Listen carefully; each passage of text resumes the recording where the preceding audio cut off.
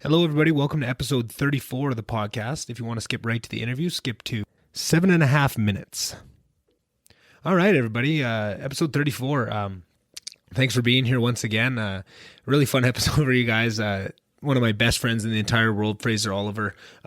He was one of the first guys I had on the podcast. He was one of the guys that came on with a little bit less of an agenda, less of things structured to talk about, and just had fun and kind of wanted to have a bullshit. And I'm planning to have more guys like this on in the future that aren't maybe so structured around intellectual conversations and that, and can have a little bit more fun. I mean, some of them might get deep points. I mean, me and Fraser always have, balance the fine balance of shit and dick jokes and the finer points of life. We would talk about everything. We talk a couple times about it, but during the last 3 semesters, let's call it, of university, there was many a nights where me and Fraser would sit in my room up till 3-4 in the morning, just talking life and bullshit. And then he was just always such a nice guy. Like, just anything I need. One time going through university, I don't know if I'll tell the whole story of this, but one time going through university, me and Fraser were hanging out, and we ended up, seeing something that set me off, and he could tell I was upset. And it was just a regular Tuesday night, and it was one of those things where you don't really know what's going to be said or what you can say to a guy in that moment. And he just turned to me and just said, "All right, well, let's get drinking."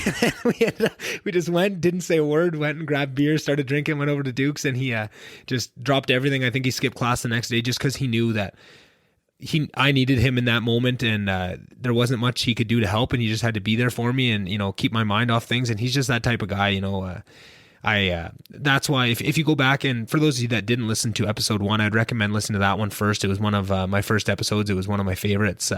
So if you go through and listen to that one, it'll also give you a heads up of a couple things we talk about here, just mainly like the story of how Fraser's football career ended with the U of A, and just my personal, Fraser is never even, it's hard to even get him to talk about it. He is just such a positive person, always just is moving forward, so he doesn't really get bogged down in that type of stuff. But it's something that I've been very passionate about since he told me the whole story of just, wanting retribution for him and all that. But then we, get more into his football career, because when we talked last time on the podcast, I didn't even realize that he had never played football growing up in high school and stuff. I just assumed, because of how much he loved football and all that he just tried out for the U of A team for the Golden Bears without ever playing in his life, which is so par for the course for who Fraser is, and just the fearlessness that is within him. And I don't know, I shouldn't be surprised by it, like, once I had heard it, but I just can't believe he wouldn't have mentioned something like that. But that's the type of guy he is. He doesn't mention these kind of things. He just does what's right, keeps trucking forward, makes people laugh, makes people feel comfortable, and is just an all-around good guy. I want to say it's, that small town feeling of growing up in a place like Yellowknife that he gets it from. But, I know a lot of people from small towns that aren't nearly as pure and malevolent as Fraser is. So it was really fun to have him back on the podcast. I'm sure he's going to be on lots. I'm really excited to get him on in person, but then also to get him and maybe a couple of our other buddies on at once, and really let some of the better stories fly. Maybe we get a few beers going. So that's coming in the future. But until then, this will have to do a little bit of long distance. He's down in Hayward doing school right now. So it was fun to have a bit of catch up with him and that sort of thing. Thank you guys for listening again. Work's been absolutely crazy. COVID's been crazy. It's been, hard. It's I'm sure everybody's having their own struggles and everyone's got their own things going, but I've been struggling lots lately, and just this podcast is what's really keeping me going. It's what's positive. It's what I'm really passionate about. It's that fire that keeps dragging me forward every day when everything else gets tough. So thank you guys all for making this happen and helping me pursue my dreams by listening to this, the messages you send me, telling a friend, passing it on. That's huge. Like always what I say, I'm not a big guy on social media, but those numbers do help. So if you could give me a follow on the Instagram page and the Twitter page and the YouTube page, Facebook, share a post every once in a while, it goes really far, and I really appreciate it when people do those things. I know it just seems like a small click of a button, but when it's something that you're this passionate about, it really, each and every one just feels amazing, and it feels so great to know that people are behind me, and gives me even more drive to take the next step and make this one step better, get better equipment, get more people around me that can help me expand into some of these other areas. it's really awesome, and I've been really enjoying it. So thank you guys all for listening, and I hope you guys enjoyed this episode. I'll maybe keep this intro a little bit shorter than my usual ones, just because I've had a lot. If I'm honest with you guys, I've just had a long day, and I was really struggling on even if I wanted to record this today, but it seemed like every night I come home and I'm like, oh, I got to record the intro and outro for the next pod, and it's just like I can't after today. But then if every day's like that, you got to just buckle down and just do it one of these days. So that's what I'm doing here. I don't really feel like it, if I'm honest with you guys, and I'm always trying to be honest with you guys, is I don't really feel like this today, but this is what I need to do. Yeah, it's good to keep the positive things in mind. And I think this podcast is the most positive thing I have going right now. And I care about it so much. And to sit down and record this intro and just to kind of, cast my mind back to sitting down with Fraser, and just those 2 to 3 hour chunks I get when I'm recording it, I'm never happier. Life's full of up and downs, and it's nice to have that. I know that at least once or twice a week, I'm going to be able to have a couple hours of good conversation with people I care about and want to learn from. And I enjoy that so much that all this other stuff that goes into it, the little annoying things of recording and editing and those kind of things, it's all worth it at the end, just for those couple hours. And especially being able to do a couple in person. I just recorded my second in-person interview with like cameras and everything at that podcast studio, and it was so much fun, and it feels so cool to be in that space. And I'm hoping to plan a few more in there and keep that going, because it's so awesome. And I'm learning a lot on what I need to expand and get a setup like that for myself. And I'm really enjoying that. Again, can't shout out to Brendan Murphy, who is that awesome episode that is released on YouTube, the first VonDubCast with video that's out right now on YouTube, episode 32. He's been an immense help with all this stuff, and has really helped me keep a positive momentum with whatever it is. And he's just always there to help out, or just to ask questions and dig into things that I don't have time to dig into to learn. And it's been very awesome. So yeah, thanks to him. Thanks for everybody for listening. I've said I wanted to keep this short, and then I kept blabbering on like I always do. So sorry about that. But yeah, here's another episode with one of my favorite people on earth. And I really hope you guys enjoy it, because I always have a good time recording these. All right.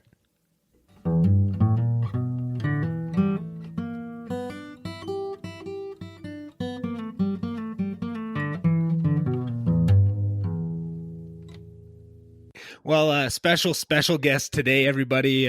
Return of a giant, really. One of the biggest names in podcasting, biggest names down in the States, taking California by storm. Fraser Oliver, how you doing, buddy? Wow, what an intro! What an intro! Good, happy to be back. Recurring guest. Man, recurring guest.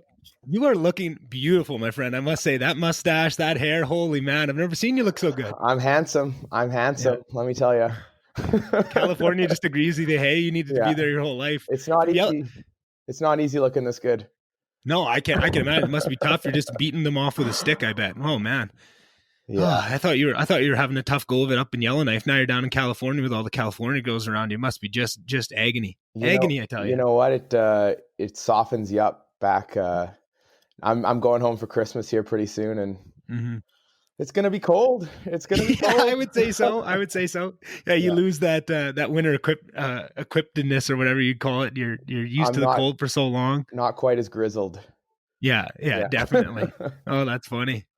So you were kind of back and forth with all the COVID stuff for school. I know we talked last time you're down in Hayward, California, doing chiropractor school, and we talked a little bit about it, but I can't remember. I definitely re-listened to our episode just to kind of catch up, and I was trying to place the time, but it must have been sooner into the pandemic, because things were just closing down. I think you were still down in the States at that time, but you were doing school from home, and then past that you went home for a bit, and then now you're back down in the States. Is that correct? Yeah. So I got back. I was actually back in Yellowknife when we first did our first right. Yeah. There. But I went home about April and came back down here mid-August.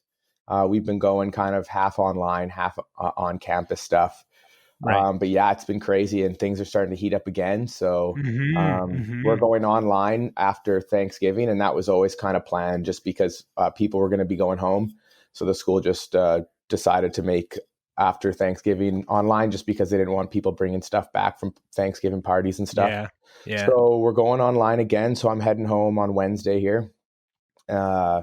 but the plan is, I mean, hopefully we're back in January. But I mean, with this thing going now, it's starting to heat up down here that who knows what'll happen.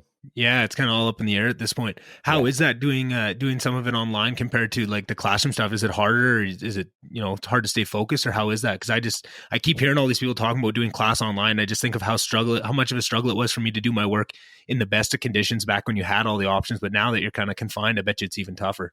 Yeah, there's pros and cons for sure. I feel like when you're on campus, you're kind of a little bit more dialed in, and we'd be there for kind of the whole day, like kind of a 7:30 to 5 day was our normal day. Now maybe we're there for 3 or 4 hours. I mean, it's tough because mentally you don't see your buddies, you don't see the people you like to see on a daily basis. So you're kind of, I'm sick of my roommates already because we're doing class together, and it's just, it's just stuff like that. But then there's, I mean, there's pros in that, you can watch a recording later. So, I mean, we were getting out and playing quite a bit of golf this semester. Ooh, nice. Trying to tighten up that slice, so. Are you a good golfer? I don't think I've ever golfed with you. Are you a good golfer? Oh man, I never golfed back in Yellowknife because we have a bullshit course that is just, it's sand. The whole course is sand. Oh, You got to carry around a little turf mat and hit off a turf mat. Every third hole, you got to dump your shoes of sand. So I haven't played in Yellowknife probably 3 or 4 years. But since COVID's hit, I've probably played, I don't know, 15, 20 rounds of golf down here. Wow. Are you starting to get dialed in or what? Because you're an athlete. I bet you whatever sport you play it for a while, you pick it up pretty good. I mean, I have my days, right? There was a 2-week stretch. There was a 2-week stretch in the summer where I was like, holy shit, like I think I'm figuring this out. And then the last few rounds have been kind of dog shit. So I don't know. Yeah. It's hit and miss for sure. You got to go in that with that right mentality.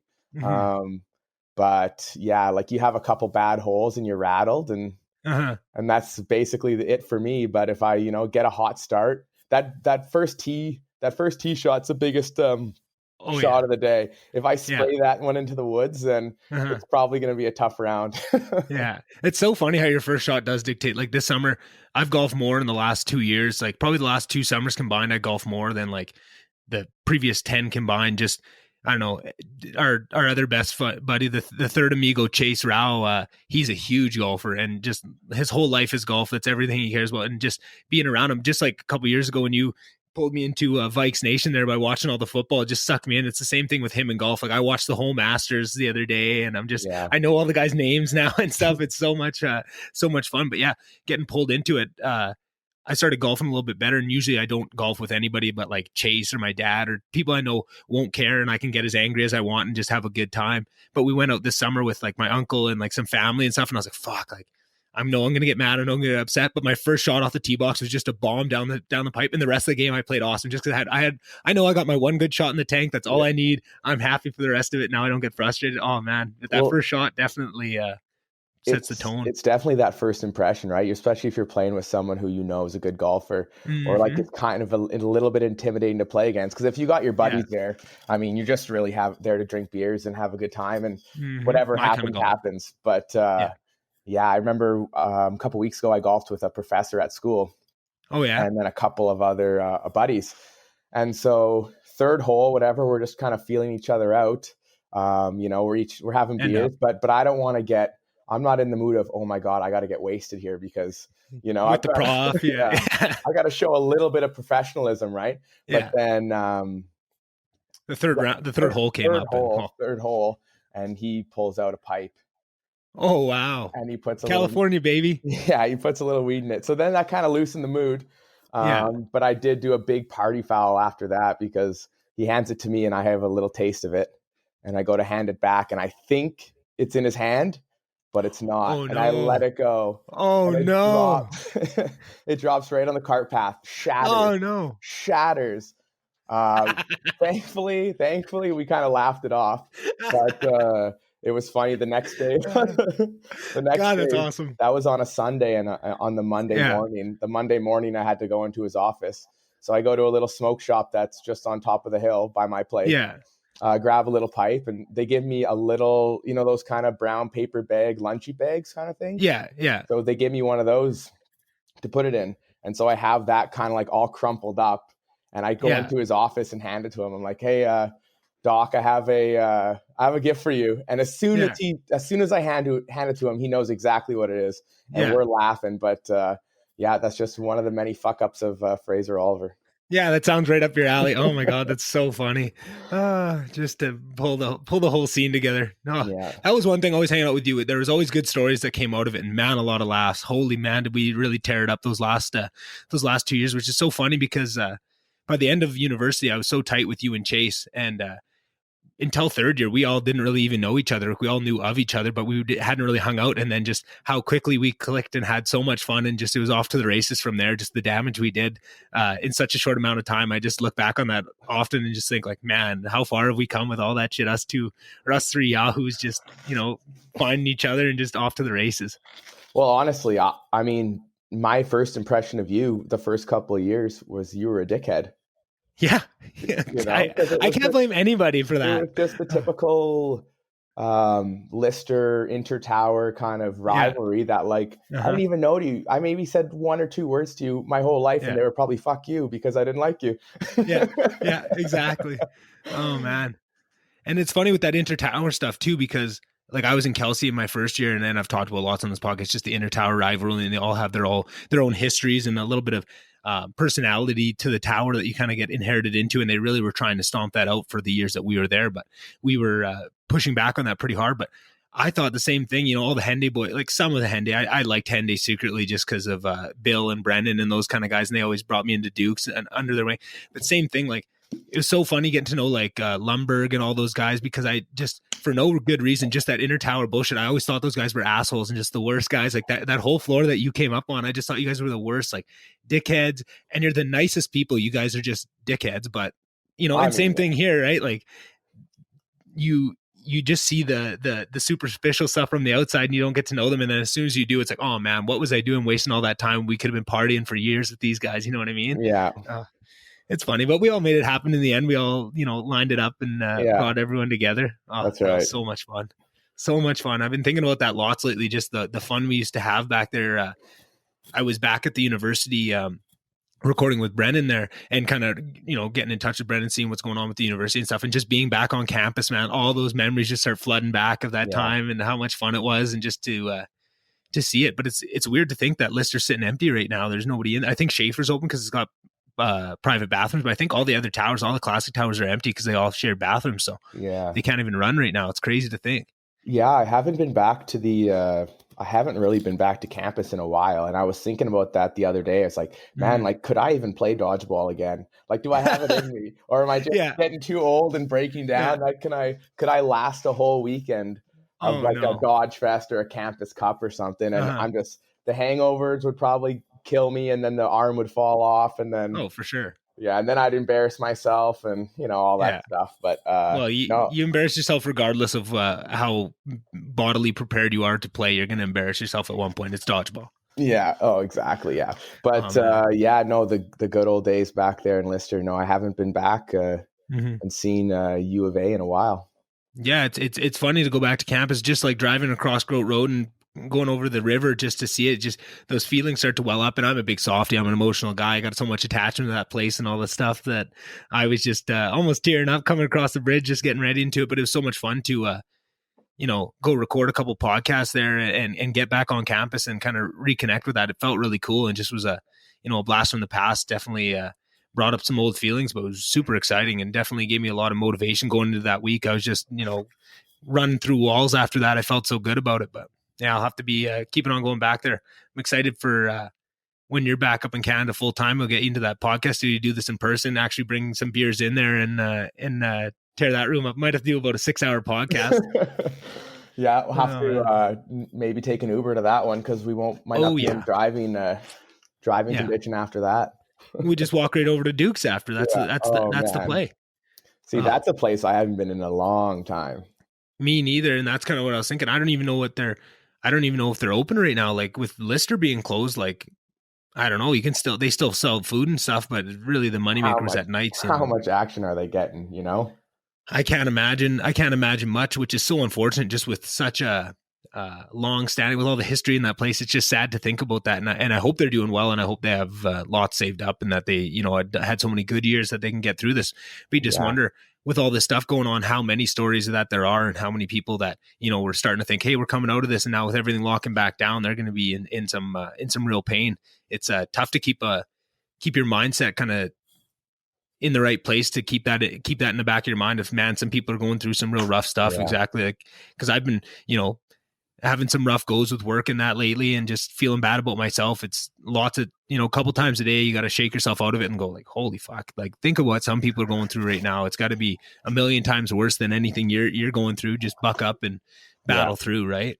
Well, it's just, it's a tough transition, because things were looking so good in the summer that I think people thought that we were kind of on the other side. But it seems that we're going to be in for a long winter. And I think a lot of things that help people in Canada get through the winter, like things like hockey and, gatherings and Christmas time, it's going to be a lot different this year. And that's going to be tough mentally on a lot of people. I know that for sure. Oh. Yeah, the mental health resources they're going to have to roll out for people just to get by is going to be exorbitant. Like, and I don't think we're prepared for that. And I don't see any signs of a ramp up for that kind of stuff. Like, you see signs of ramp up in terms of, talking about hospitals and frontline workers and that, and PPE, but man, like the mental health side of it, like there should be ramp ups happening right now. And you look at all these people that are out of work that need to be put back. That's an easy place that you could start pumping money into, of just, mental health services across the country, because you're going to need them. It's a cold country to be spending, a whole winter isolating away from people. That is a dark time. Even in the best of times, when you have all your outlets and all your resources to lean on, when it gets dark or when it doesn't get light out till 9 in the morning and starts getting dark at 4:00 in the afternoon, that's a tough time, even with all your friends around and no restrictions at all. Now you add all this stuff on top of it. That's going to be a tough walk for a lot of people. Yeah, no, that's for sure. And especially this time of year, when getting together is harder, especially this year. I think a lot of people kind of use the holidays as kind of getting through that to the new year and resetting. And I think a lot of people were hopeful to get out of 2020. 2020 just has this bad, cloud rep over right now, because so many bad things have happened, right? That I think we're still in for quite a shock in 2021, at least in the early stages of it. Yeah, it's not going to be all sunshine and rainbows once that clock flips over. And I think that's another, pitfall that people are lining themselves up to. But you can't blame them, because what else can you do when you're desperate and you just want change? You'll tie your hopes to anything that's out there, right? And if you think, well, a new year, things are going to be different, that's something to tie your horse or hitch your wagon to, right? And that's what you're going to follow. And you can't really blame people for it. But man, it's unfortunate when you can kind of see a little bit further down the tracks, like you say, and it's not going to be all perfect sunshine and rainbows once that clock rolls over. When that, it's a little bit tough. But what can you do? You just got to, like I said, keep in mind the other people are going through, and try and reach out and try and be there for people if they need you. And it's going to really exemplify what those real structural supports that people have, those real close people, right? Like guys like you or Chase that I could text at any time, and you guys have been there for me when I've been down, and I just need to talk. It's nice to have those guys, but you really are going to depend on those one or two people that you have in your life. And unfortunately, some people don't even have that. They don't even have the one or two people that they can really lean on. And that's what I'm worried for. So hopefully people, recognize that going into it and try and do anything they can to put themselves in a good position for it. But yeah, no, it's definitely worrisome. Yeah, oh, man. Well, how have things been around Grand Prairie there for terms of COVID and whatnot? Like, very typical of lots of places. You saw the places that didn't get hit hard in the first wave are now getting hit hard in the second one. Like Calgary was super bad before, and Edmonton didn't get it that bad. Now Edmonton's worse and Calgary's less. Just it's the natural progression of it. And I think Grand Prairie, through that whole first wave, I think we had like under 50 cases up until this last big wave, and now we have a couple hundred or something out of a town of 90,000, 80,000. It's not the end of the world by any means, but it's definitely creeping up. There's a mask mandate and stuff in town now. And, it's one of those things, because it's hard to almost tell, because for a while there at the start, I was watching all the news to keep up with these kind of things and what's happening, but it was so negative and so much misinformation. I was just getting angry listening to it each day. And I was just, getting more and more angry. And I just had to turn it all off, and I just get my information from other sources, check numbers, watch stuff like that. But because I don't do much in terms, like the only thing I would ever do before was go to the gym. I mean, it was kind of like, go to work, go to the gym, go back to work, go home. That was my day every time. But now I work out at home. So it's get up in the morning, go run or do some weights in the basement and then go to work all day, come home. So nothing really changes for me. So I don't see the different effects of the lockdowns and what's closing and what's open, because it's not like I'm going out for dinner. It's not like I'm going to, for a while before COVID, I was going to jujitsu and trying that out. And that's something I'd love to get back to, but it's just not something I could do. Not that I'm worried about it, but just at work, so many people, if you do anything, but just go straight home and straight back, everyone's whispering and talking about if you're being, unsafe. So I just, not to deal with it, I just don't do anything. Right. And that's not the healthiest solution either. But, when you have employees that you owe a certain level of, I don't know what to, you can't go roll around with a bunch of dudes in a gym in an enclosed space, right? Like it's just something I just wouldn't feel right about, but it's unfortunate, right? And if I wasn't in this position at work and I wouldn't be putting other people at risk, I'd go do it in a heartbeat because I'm not worried for myself. I mean, I've done everything I can to, really buckle down throughout this whole thing and get healthy and, take my vitamin D and my vitamin C and my omega-3s. I've been really on my shit and making sure I'm running every day and eating healthier and cutting out the pop, lots of water, like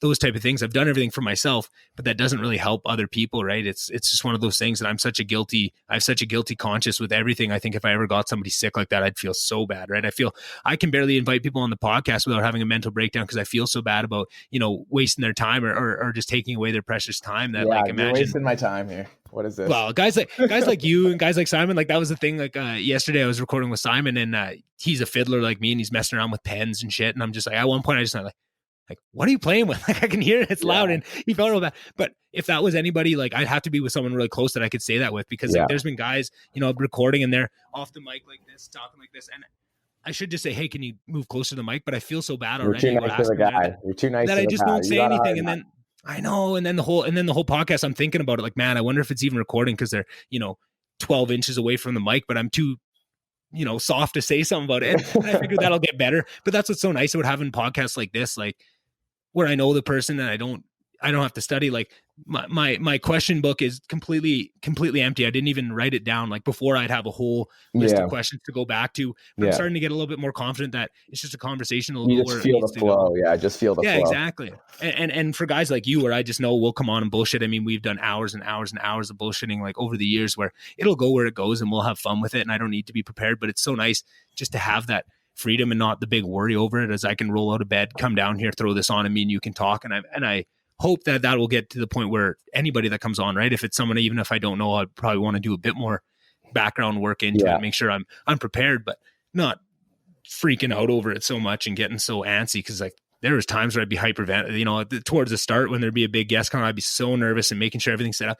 And it's not about I'm not nervous about doing it. Once it starts, I'm fine, but I'm so worried about everything working and not getting on, because there's been a couple times where you go on, it's just, it's technology. It doesn't work. Sometimes the mics don't hook up or something. And then I just start, freaking out about it. You panic and start stressing. And 100%. And then you can tell for the first 10, 50 minutes of the interview, I'm just winding down from all that stress of getting it going, and I'm just settling into it. And then we always get into it. So then, a couple times the guest was like, oh man, I felt really rough for the first 10 minutes. I was like, well, obviously, because the guy that's supposed to be leading the ship, me, is all frazzled for the first 10 minutes. You're the captain. But that's exactly why I'm excited to, grow it to the point where I have someone helping me, and I have like a little producer that does all that stuff, so I can just concentrate on coming in. And if it doesn't work, it's not really on my head. Like it still is, and I probably will still freak out a bit, but at least somebody else gets to deal with it, and I won't have to, get all ramped up and worried. But that's what's nice about this too, is just kind of working at the pace. There's certain issues here or certain issues now that I know won't be issues in the future. Once I get to a certain point, I just got to grind through them. And it's nice to have that little bit of, light at the end of the tunnel, just to see where things are going to get to. Yeah, for sure. Yeah. No, you're coming along, and we'll see you when you get that Joe Rogan contract. Hey, it's coming. It's coming. Don't forget about us little people when you're making all that money. Hey, well, I mean, you're going to be a recurring guest. You can't get, now that we're going to give the people a taste of that mug, they're going to be requesting you on every third week. Like, man, I think we got to go back. I think we got to cancel the video. I think we got to just release audio. I might need to go have an appearance fee here. Oh, hey, well, I know you're not, I know you don't come cheap, but I mean, hey, it's worth it. It's worth every cent, couple $1,000 to get you on the pod. Hey, that's what it's got to be. That's what it's got to be. All right. Talk to my people next time, and we'll make this work. 10-4, 10-4. Okay. We'll do. Okay. So one of the things that came up towards the end of our first podcast, but actually blew my mind, and then re-listening to it blew my mind fucking again. And we didn't have a ton of time to get into it, but so you didn't play any high school football and made the U of A team, and all those, and that whole year of playing, you had no experience. Never played. I played a couple years of flag football. There was a men's league that started in Yellowknife, and we played kind of on an indoor soccer field. So we had a turf ground and stuff, but it was, I mean, it was it was about the size of a hockey rink was the turf. Right. And our high school put a team in, and we were really good. And so I contacted the U of A coach during the summer after my grade 12 year, asked to tried out, went down to training camp and made the team. So did you tell him like what position you wanted to play at that time, or you just said like, I want to come and try out for whatever? I said, I'm coming to try out. And then he basically threw me in with the receivers. We had our like training day, we all had our fitness tests. And then after that day, he threw me with the receivers, and that was it. Were you in wicked shape going into it or what? Yeah. I mean, the best shape I've probably ever been in was after that first year. We were worked pretty hard in the off season. We were worked pretty hard. We had eight workouts a day. And so, like I remember when we did our actual training camp in August, going into my first year, I was 205 pounds. I left that training camp 15 days later, 185. So I lost 20 pounds in 15 days. And just because we're doing like 2 a days, and it was hard, right? But yeah, it was quite an experience for sure. Yeah. And like, I remember talking to, I think it might've been Adam Wilson one time. I just saw him in the Mar, or maybe he was in the Cap. Anyway, I saw him somewhere in Lister, and he just looked beat. And I'm like, man, what's going on? He's like, oh, like we had a workout, then I had to be at class, and we had a workout and all this stuff. And he was still like hanging out with us and going out. It was like, man, this is amazing what these student athletes are doing. Like, I couldn't believe it. It just looked like you guys would run ragged, but you'd still be out at the bar with us at night and shit. Like, I could not believe the amount of work you guys put in. You're 18 years old though, and you're kind of invincible, right? Yeah. Like you don't, like we'd be out till, the wee hours of the morning. And then I'd be up at 10 a.m. feeling great, and I take a little bit longer to start up nowadays when I have a big night like that.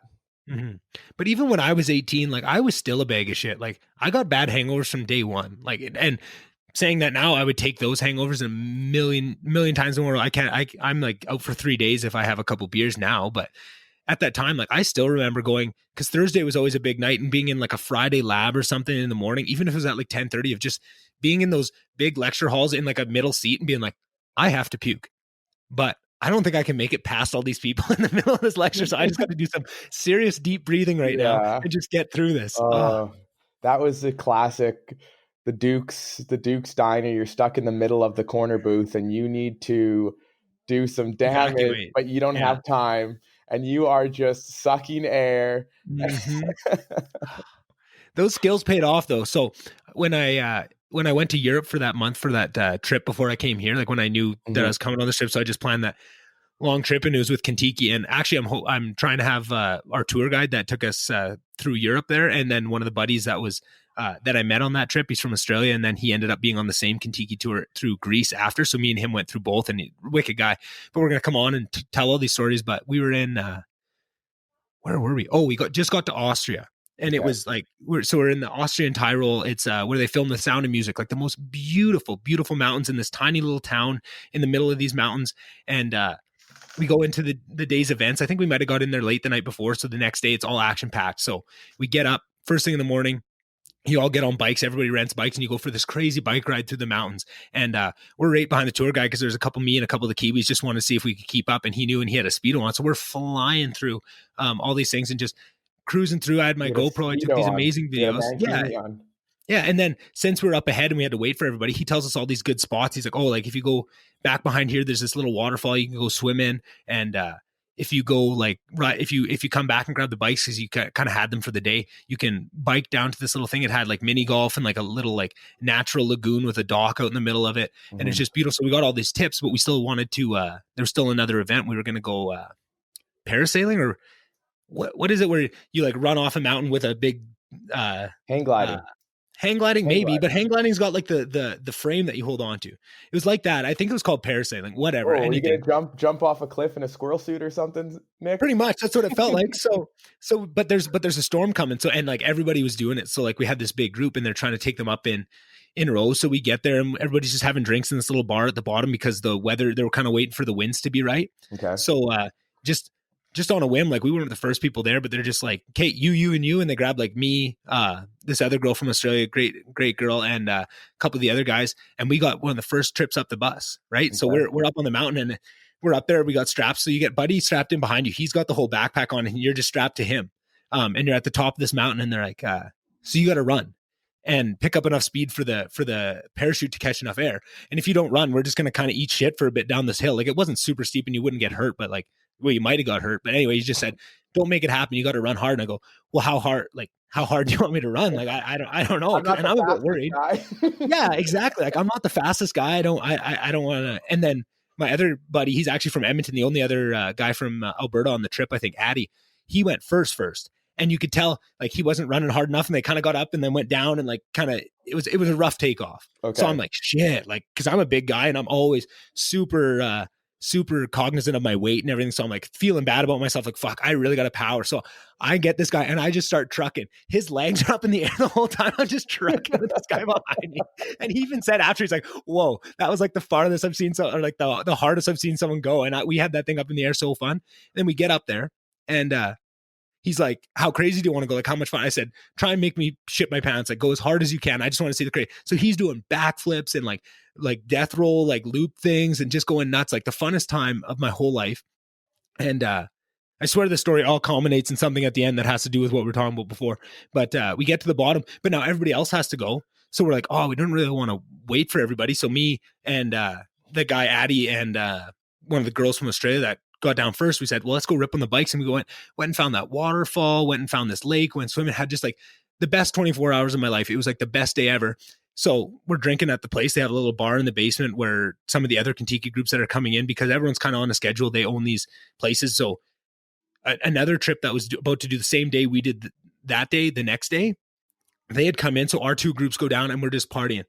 And I got drunker than I've ever got. Like it was just such a fun night. And they had a stripper pole there. There's multiple videos of me dancing on the stripper pole that I don't think I've gone live yet, but maybe I'll have to. Like, did you gear down at all or were you? No, thankfully not. Or not that I remember. None of the videos showed anything, anything I need to be worried about, but definitely the moves were aggressive. Like if you can imagine, I went all out. I wasn't pussyfooting around up there. It looks like I swear I'd never been on one before, but it definitely didn't look like I'd never been on one before. A natural, yeah. I'm sure you've hit a few. I'm sure you've hit a few amateur nights at old Slave Lake stomping grounds. Of course. Oh, that's got a whole other story. That's just right. Slave Lake strippers down, so I can remember that story. Anyway, but I don't remember any of this. Like I blacked out quite quick that night. So I wake up the next morning and it's cold there, right? You're in the mountains and somebody had cracked the door, but I must have been so drunk when I went to bed that I woke up in my underwear on my bed with all the bedding. Like I'm laying on top of the bedding that was all laid out because I didn't ever make the bed. And I'm frozen and hammered, like still mangled in the morning, but we had to go, we had to pack everything and we had to be going whitewater rafting. And I am so drunk at this point, like just still stumbling around, figured itself, got it on. And I sat on that bus and holy man, was I having some Dukes flashbacks of like, I need to puke, but there's no way I can. So I was just practicing that deep breathing. And the little Aussie girl that was with us the day before, she was sleeping on my shoulder and she's the one reason I didn't puke that whole trip. Like I just said, counselor, I'm like, I can't puke on this poor little blonde chick that's, just the sweetest little angel. Like I can't do it. I can't do it. I just have to focus deep in, deep out, deep in. And I made it. And then we went whitewater rafting and I felt amazing. Like it was the ultimate hangover cure, like ice cold glacier water, get back on it. We're having fun. Felt great. Like I've never had a hangover gone that fast. We get off the at the end of the thing and they have shots waiting for us of some Austrian vodka. I don't know what it was. And they forced us to take it, one shot of that. And I was right back to hungover, like instantly right back to where I was on the bus. And like the rest of that day, it was a write-off, but definitely those nights in Dukes and in those lecture halls, just doing those deep breathings, it definitely paid off in the long haul. Because I definitely didn't want to puke on that poor little girl. Oh my goodness. Yeah, so I got a similar story. Me and my girlfriend were down in the Dominican Republic, Oh boy. And we have snorkeling planned for, let's say it's Wednesday. So Tuesday night, we go to a dinner, and I swear these guys are waiting for you. Every time you have a sip of wine, they top you up. Yeah. So I don't know. I must have 5-6 glasses of wine, and we're feeling good. There's a little night show, so we do the night show, and it's all inclusive. So you just kind of have the green light, and then next thing you know, it's 7:30 the next morning, and you're getting a call from the front desk saying that our bus is there to pick us up. And we're the first pickup of the day, and then we're the last drop off at the day. So it probably takes us 2 hours to get to this boat that we have to take out to like a sandbar. They call it Paradise Island, but I just remember being so hungover and just thinking, how the hell am I gonna go snorkeling out there for maybe 3 hours? Meanwhile, like I can't even breathe on Lorna or she'll puke because my breath is just terrible because I don't have time to brush my teeth. Your liquor, yeah. All we have is a couple hard-boiled eggs because we're late, so we had to run to the buffet kind of breakfast. No funnier food to bring either. Yeah, so we've got nothing there. I mean, so we're sitting in this bus and we're just driving. It feels like forever. And the day before, I got sunburned so bad in the pool that I'm like lobster. And like for me, I have to burn before I have any tan in my body. Yeah. So it's a hard burn. I get over it in a couple days, and then I'm a nice bronze. So whatever. Yeah. But so I get that initial burn. So I've got to wear a long sleeve shirt all day. We get to this island, and there's one shack where all the scuba gear is. So there's no shade on this island whatsoever. So oh my God.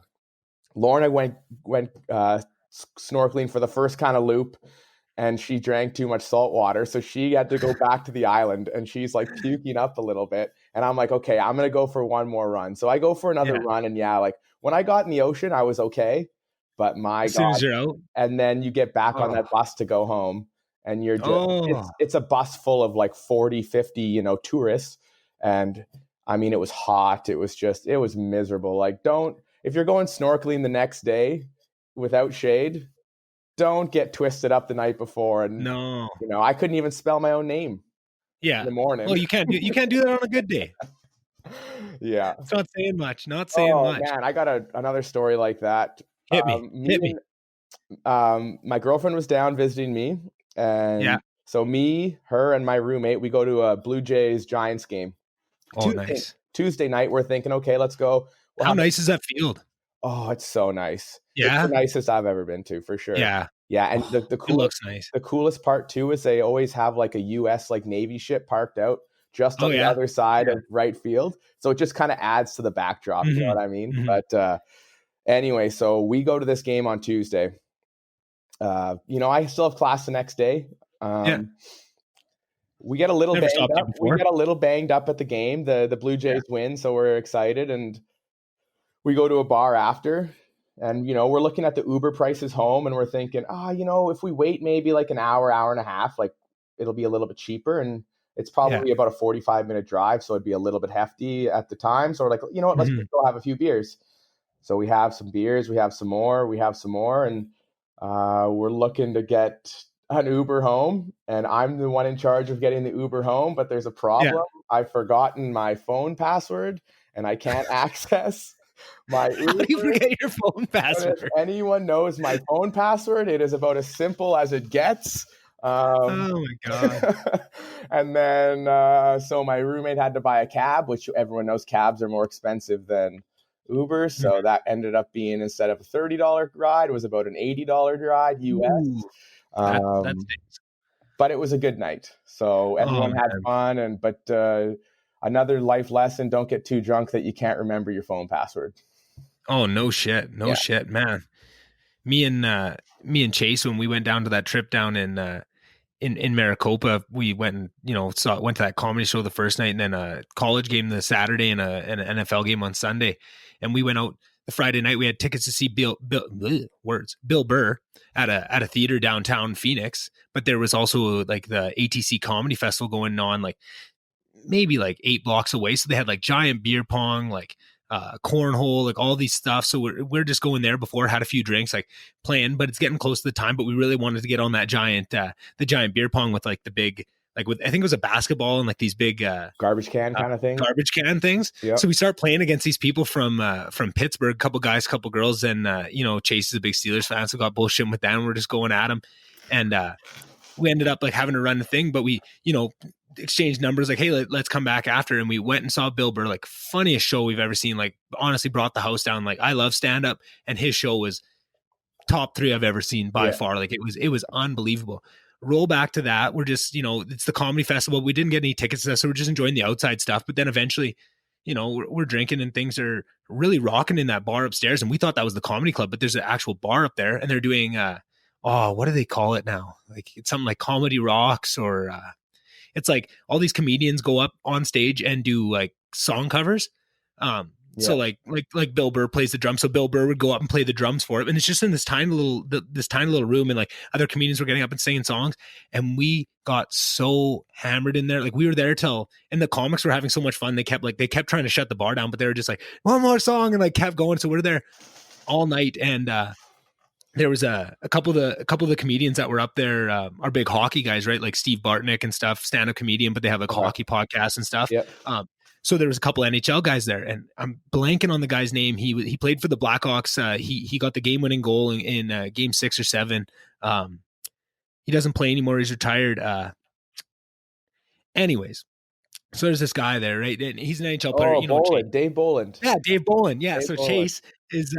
Chase is loving it all night, just like Dave Boland's here, like that's cool. Like I was nerding out all over all the comics and stuff. I'm like, oh, there's Jeremiah Watkins, oh, that's Bill Burr, like, oh, that's this guy, and I'm losing my mind. And Chase is losing his mind over Boland. But we're there all night. We're front stage, like partying with the comics, because they're just having fun, like giving you the mic to sing it. Like we're just in our element, having the time of our lives. Yeah. And then things are starting to wind down and stuff. So Chase goes and he gets I think he gets 4 tequila shots and brings it over to Dave, and he's going to go over to Dave Bolland. No. He had the shots at our table, and he was going to go get Dave Bolland to come over and take shots.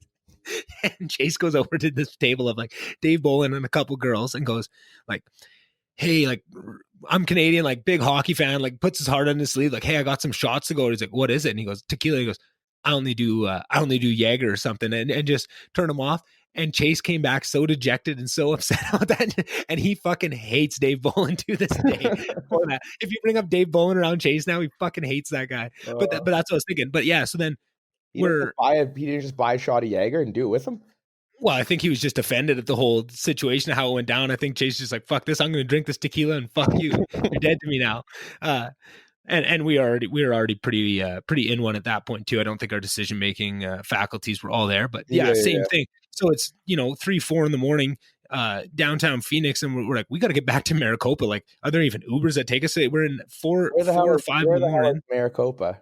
It's like south of Phoenix, like 40 minutes. Like it's a good pull out there, right? And like this is not going to be a cheap ride home. But yeah, same thing. Trying to find an Uber, trying to let it find us. We don't know where we are, and just such a shit show to get home. But ended up having like the coolest driver. He was from Sierra Leone, and as a kid growing up, I read this book about it's called like Memoirs of a Boy Soldier, and it was all about like the child soldiers in Sierra Leone. And he was telling us some crazy stories, like just that whole night, start to finish, just never ended. Like when you just get bullshitting with a driver and like he gets in with you, man, it was so interesting. Yeah, that's that cool. whole night. That whole night was just unbelievable. And then that was the same thing. Then we had to get up the next day and drive to Tucson to catch a college game, and that was pretty freaking cool too. Like seeing the college game, except I was such a bag of milk by that time. I was struggling to get the beers down at that game because of the night before, which bled into the NFL game the next day. But that was such a fun trip. I can't wait to do that with the 3 of us. What did you see? What games did you see when you went? So it was comedy the first night. Then the Saturday it was not Arizona State. Is that the one in Tucson? Anyway, whichever one plays out of Tucson. I don't know if it's State of Arizona or Arizona State. The two of them, I get them confused. Anywho, Arizona State or the State of Arizona? I think so. I think they have 2 teams. One plays out of Tucson, one plays out of Phoenix. Arizona State's in Phoenix. I think University of Arizona is in Tucson. Yeah. So it's University of Arizona versus Oregon, which is a sick team to play, right? Like sick unis and stuff. Yeah. And Oregon got blown out, and they were like the super favorite. So like it was kind of a cool game to go to, right? Yeah. But we definitely realized we're on the wrong side because we were staring right across at the student section. And it looked like the funnest time of all, like just like they were just going hard. But we had our own fun in our little section there. But yeah, and then next day we saw, who did the Cardinals play the next day? It wasn't a great game. It was kind of a dumpster game. It was Cardinals and who does no, I don't know. I can't remember who it was because John Jones' brother plays for the Cardinals, right? He's not on another team. Chandler Jones, yeah. Yeah, he plays for the Cardinals. It couldn't have been. It mustn't have been that memorable. You don't remember? No, it wasn't. But I mean, but that was my first NFL game, so it was pretty memorable to see in the stadium and the size of it, right? Like, well, I guess I'd been to the stadium too. I went to the Fiesta Bowl with Ingo one time, and that was the first college experience I'd had. But I was so surprised. I couldn't believe it was when we went to it. I think it was ASU versus Boise in the Fiesta Bowl, and thinking like, oh, ASU's in it, like it's going to be mobbed out with their fans, right? Home team, but it was straight blue in there, man. Like, and driving around town, it was just all these blued out trucks and stuff. Like they came in force. I couldn't believe it. Like, and that's not a short drive either. It's that those states without the pro teams, they have so much more of a connection to their college teams that there's nothing going on in Idaho other than Boise State football. So how did that feel when you were playing for the Golden Bears there? And I mean, no offense to the U of A, but I think compared to the schools in the States, Canada doesn't really have the same thing. But then I think even within Canadian schools, other than the hockey team, it doesn't seem like the U of A really goes out that much for their teams. Was that a struggle? And also, I guess, in defense of people, the Golden Bears football team kind of sucked for a couple of years there. Yeah. We struggled a little bit, in the win column, but lots of heart, lots of heart, a lot of good locker room guys. Oh yeah. I love so many people from that football team. Like, you guys must have had so much fun. Holy shit. But for sure, like, I don't know. I think people just have less of a connection to maybe your college or university in Canada, whereas in the States here, like, people will be diehard. If you're from Georgia, you're a diehard Georgia Bulldog fan. Even if you just go to some community college, you're still like, you live and breathe. That team. So I think it's just a different mentality of people towards their college and universities, where I think you still cheer for it, but it's not, I don't know. It's definitely not on the same level. You look at the Golden Bears football stadium probably held like maybe 10,000, whereas the average college stadium down here is holding 60, 70,000. Have you gone to any big college games since you've been down there? I've been to Stanford, and I've been to two Stanford games and a Cal game. The Cal game it's a big stadium, but they don't fill that. Like the student section was full, and that looked like it was bumping, but the rest of the fans were not really. I don't know. Most of the bowl was empty. Stanford had a little bit bigger buzz around their game, but I think, again, like Bay Area, there's so much stuff going on here that it's not the same level as. Like, the craziest game I think I've ever been to was University of Iowa. There's nothing going on in Iowa other than Iowa Hawkeyes football. So I was in grade 11, and me and my dad went to a trip. We went and saw a game in Minneapolis for the Vikings. So on the Saturday, we went to the Iowa versus Ohio State game, and it was crazy. Like, everyone stood the whole game. Like, we were second row in the end zone, but the whole stadium stood the whole game. And I remember, like, there was a group of alumni like beside us, and this girl must have been like, I don't know, maybe 40, give or take. And it was like her husband, and I think they had like other friends with them. And so we get to the game, and most NCAA events are liquor free. So we get to we get to the game, and this girl pulls out two bottles out of both cups of her bra, and she was passing them around.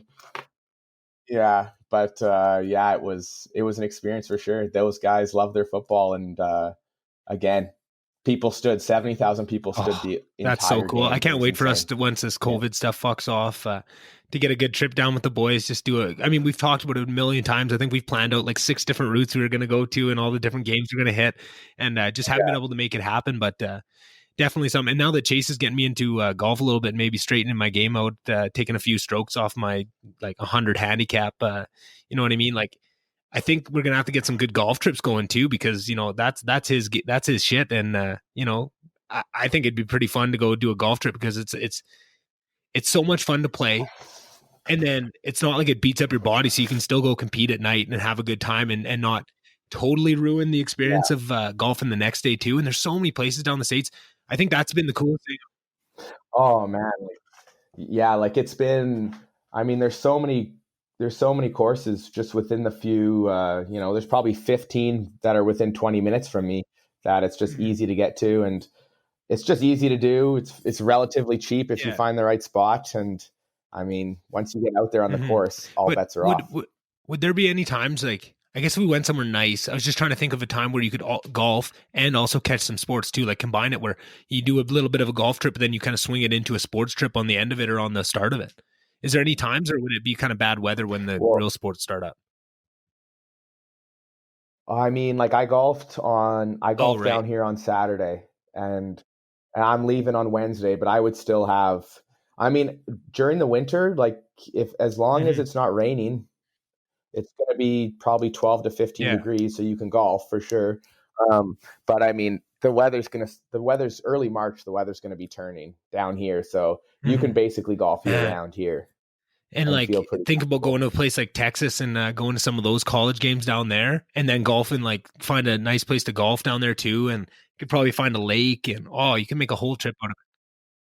Or even down south, like down by LA, it's warm all year, so you can golf year round there as well too. And there's a lot of options. COVID to piss off, hey, and then all these ideas can come to fruition. There's so much shit I want to do right now, and just that is the big wet blanket over top of everything. But like we said, there's other people that got it harder. That's a cross that we can bear. But man, I sure would like to get down and have some, even just visiting you. Like that was always on the big plan, was getting down, do some trips down to Cali, and go chill with you. But now that's kind of thrown out the window. But you still got lots of time left down there. Hey, like you're still another 2 years at least down there? So the plan is, now things can change with COVID. You never know what's going to happen, but the plan is I'll be done down here next December. So like, it's only like a year left, and then you got some extra stuff on top of that. I'd have like 6 months to do, but I can do that in Canada, like working under a dock. So that's kind of the plan. I mean, one good thing that COVID might bring us that I'm pretty excited for would be maybe an all Canadian division. How spicy would that be? So now, for 1 year, and imagine seeing McDavid and Matthews go against each other that many times in a season too.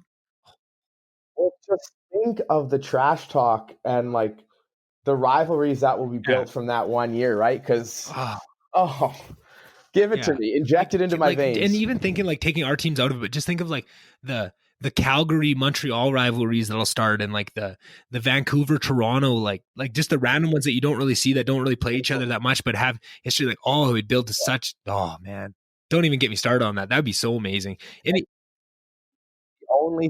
the only thing that would be probably the negative of it is that there's going to be probably some pretty good teams that but I mean, make the playoffs. If you need to, like, if it's something you could never do. The way I look at it is it's something you could never do regularly, right? And for that reason, because there's going to be some good teams that don't make the playoffs, and that's unfair for Canadian teams. But since you're going to have to do something crazy anyway this year, and that's probably the safest way to do it, is to make a Canadian division. So now you have all these other pluses that are going to outweigh the negatives. Those negatives will be there all the time. This is the one time you can take a shot at it. And fucking do it.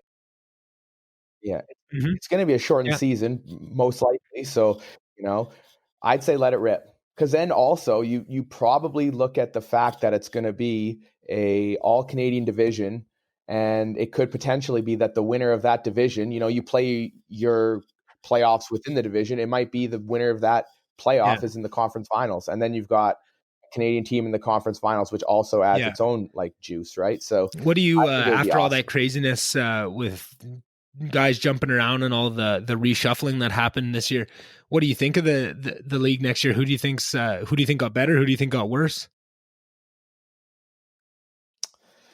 I mean, it's so tough to say. I think there's a few Canadian. I think Vancouver got worse. Loss. Fucking went to Calgary. Who else did Vancouver lose?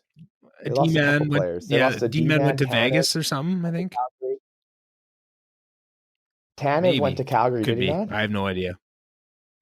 But they got. That's what I'm thinking. Nate Schmidt went from Vegas to Vancouver, and he's a D-man. That's what I was. So I think they're worse, but you never know. I mean, they've got young players who are getting better, so you never know what step Quinn Hughes or Pettersson takes. I think Edmonton is kind of a wild card because they didn't get a goalie. So, am I missing any big additions Puljujarvi's or back, baby. subtraction? I mean, we got Poole, we got Dominic Cahoon. I mean, we got another German for the German stallion to run with. That's always exciting, you know. I mean, we saw what he could do with Reeder a couple years ago. You know, just lining up the points to could barely keep him out of the net. So I mean, we got that going for us. I mean, we definitely moved up in the draft to get our goalie coach's son 2 years ago. So hey, maybe he'll come out and be a stud, and that's just not typical Oilers nepotism. I don't know. Yeah, the Oilers, they've been a fun team to cheer for over the years. And now you've sucked me into the Vikings, who got, you know, I hate to say it, but a little bit of that same shit. You know, of just Yeah, well, you know what the difference of all, at least the Vikings give me true. some success. You know, they'll get into the playoffs and they'll win a game. They might win 2. They're not going to win it all, but you know, they're at least in the mix.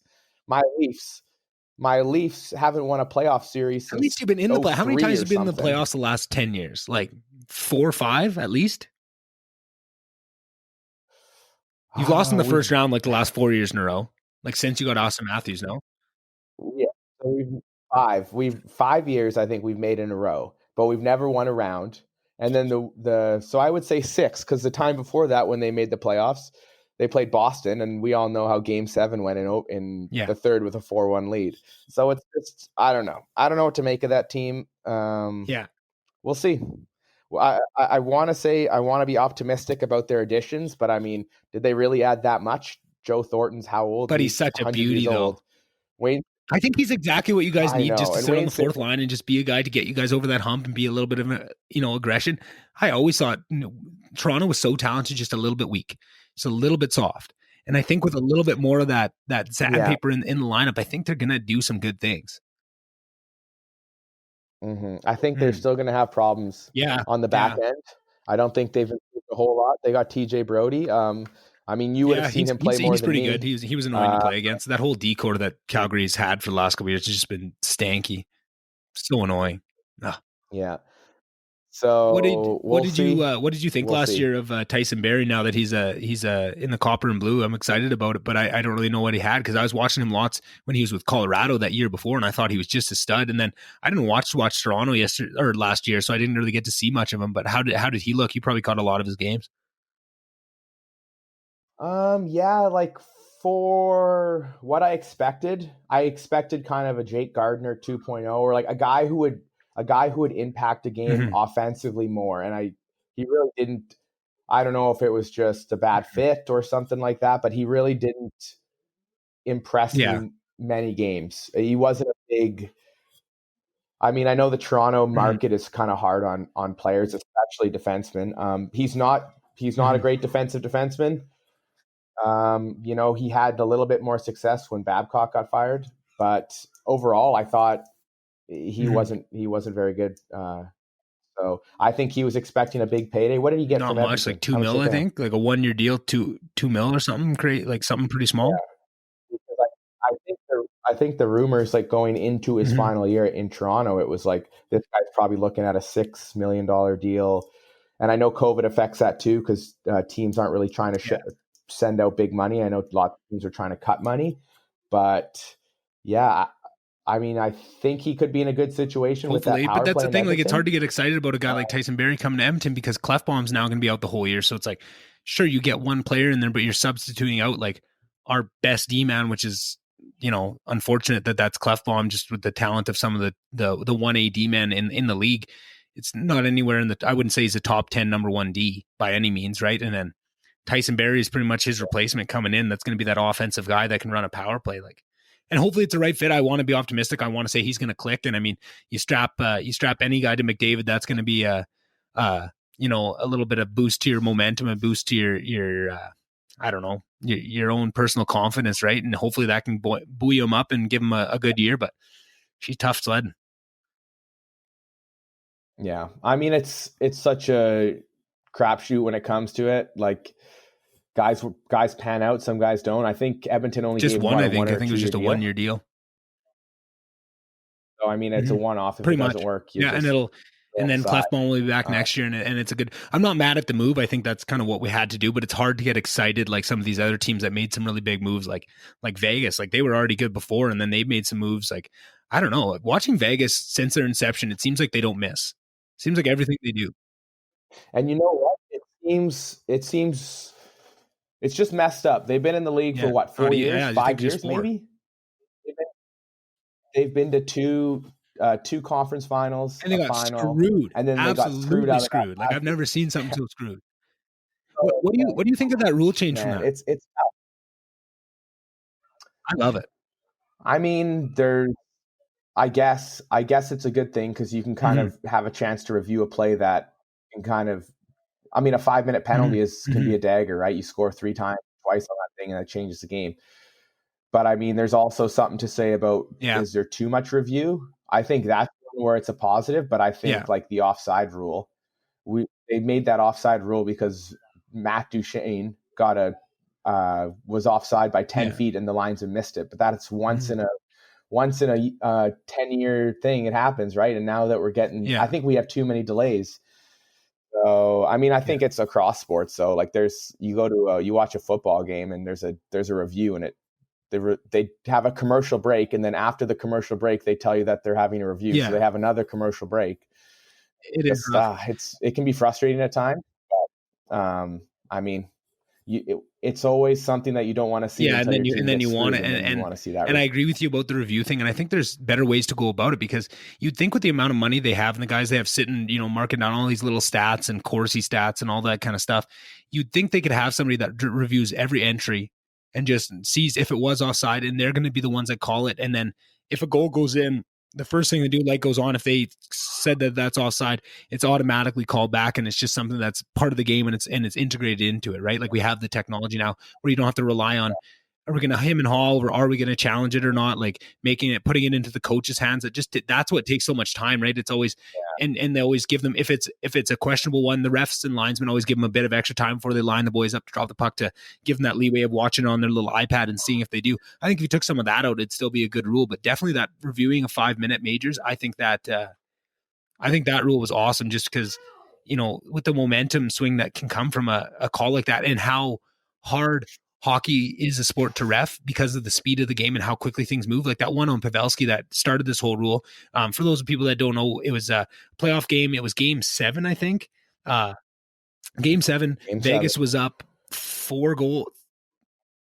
They're up 3-0 on San Jose off the draw. 2 guys get tangled up, Pavelski and another guy, and he ends up going down. Like not even a penalty on the play, just kind of a weird tangling. But his hands were caught up under him, so he couldn't catch himself. He hit his head on the ice, and it looked really bad. He was knocked unconscious, and he was actually bleeding out of his helmet. But it was just a piece of foam was moved, so there was a screw that cut him.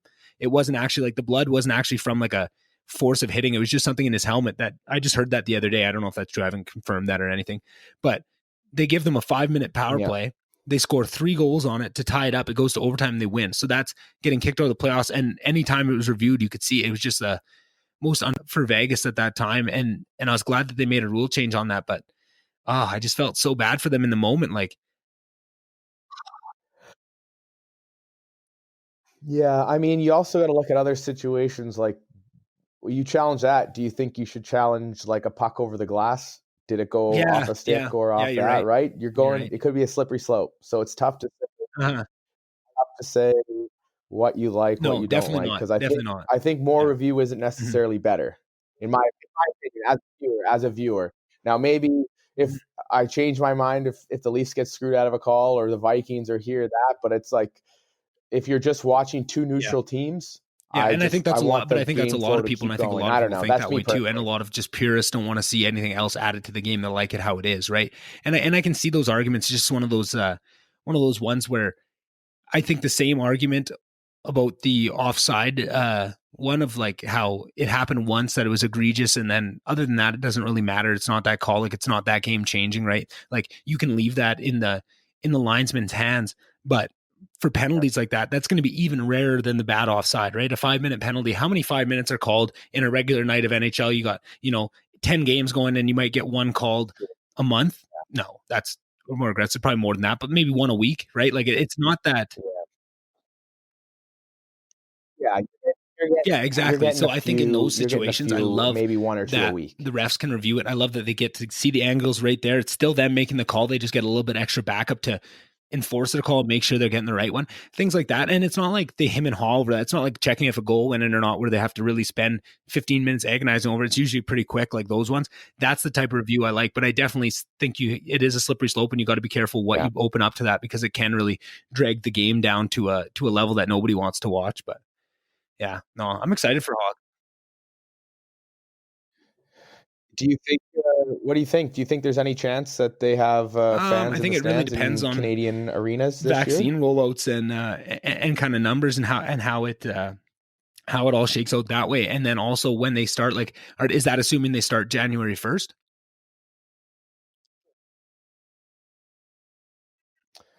Sure. Let's say we start January 1st. The Stanley Cup is handed out mid July. Because I think a big thing that the NHL is hearing is that NBC has the rights to the NHL in the United States, but NBC also has the rights to the Olympics that are happening in July. So I think the NBC wants to push for the Stanley Cup to be awarded before the Olympics are handed out, because I don't think they want to throw their NHL games up there when they have the Olympics is such a corrupt organization. Are they going to even want to go without fans in the fans in the stands? Because that's a lot of money for the gates on all those events too. Like, you look at somebody like UFC that can still make good money and put on good events and still be profitable without the gate. But that's not every sport. Some sports need gates, and there's so much infrastructure that goes into those Olympic. I guess unless you design the Olympic Village and all that in mind to kind of tone it down with the rest of it, knowing there's not going to be any fans and knowing this is kind of a one-off year, there's ways to do it. But to get back to your initial question, I would almost say that I give about the same odds that the Olympics happen, that fans in the stands happen for hockey, right? Like I can definitely see by July, maybe partial crowds too. Like you just bump the price up to crazy amounts, only let a couple people in the stadium, right? Maybe only open up the luxury boxes, maybe only open up the one in every 10 seats. I don't know. Like there could be some scenario where they let it in, but it's still pretty far fetched. And I think there's just so much, we're so far down the road of fear that anybody doesn't want to look like they're the first ones doing it. I think it's just, they need some other people to pave the way. But then you hear the UFC talk about it, and they're saying come as early as January, they're going to be having, an international fight week in Vegas with like pool parties and stuff. You know what I mean? Like, yeah.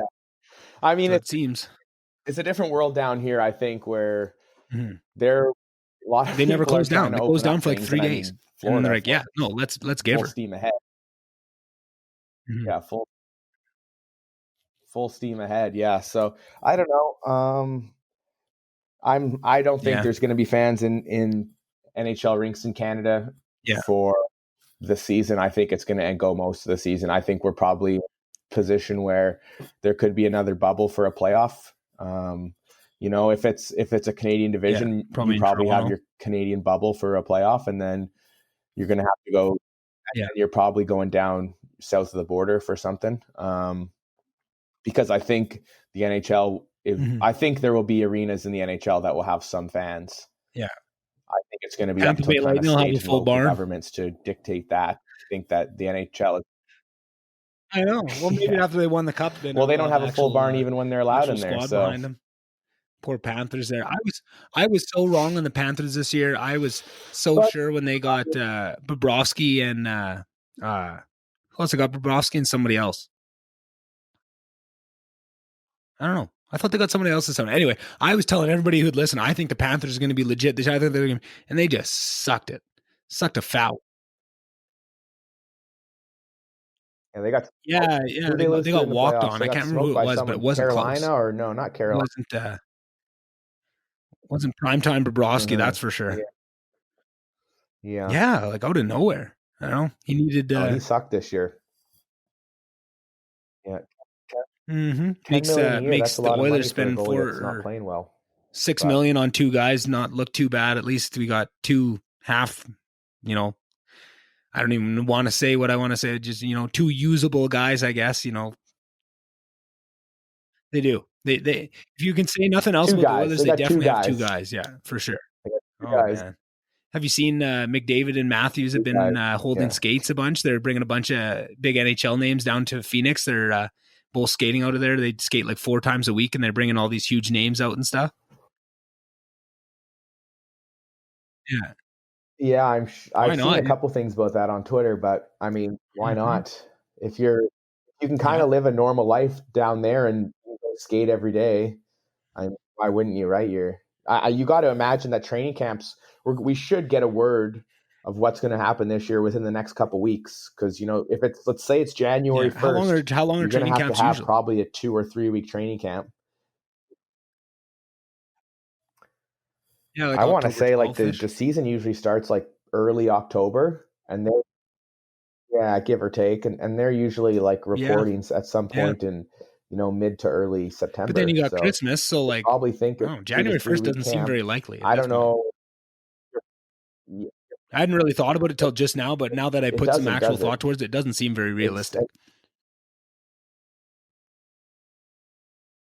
I mean, unless you're coming up with a decision, and it's the 23rd today, you're coming up with a decision in the next week. Yeah. Because guys are you got to think of how many guys are over in Europe who've got to come over.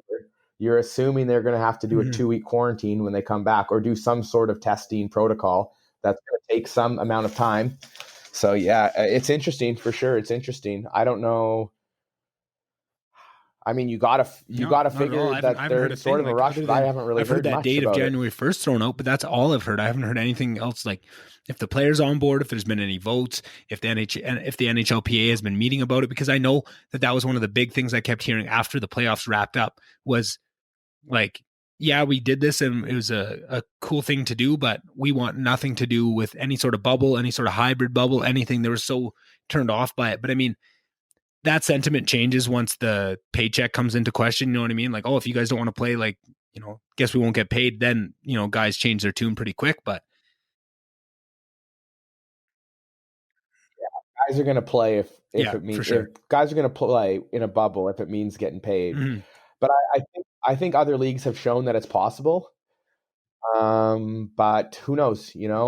Like, I feel like the NHL has been a little bit more reserved than other leagues in terms of allowing people in the stands and kind of taking a more, I don't know, precautious approach. But I would be shocked if we didn't have fans in some markets in the NHL this year, just because, man, they're losing money. Like all these leagues are losing money, And I think there's also that CBA kind of issue that comes into play where money is going to be they'll be. I don't think they're going to be getting a full paycheck. How it works with all the major sports that have PAs is they negotiate a percentage of gross earnings, and that's what makes up the salary cap that goes to the players. But that is a function of how much money they make and how much like the TV deals are worth, right?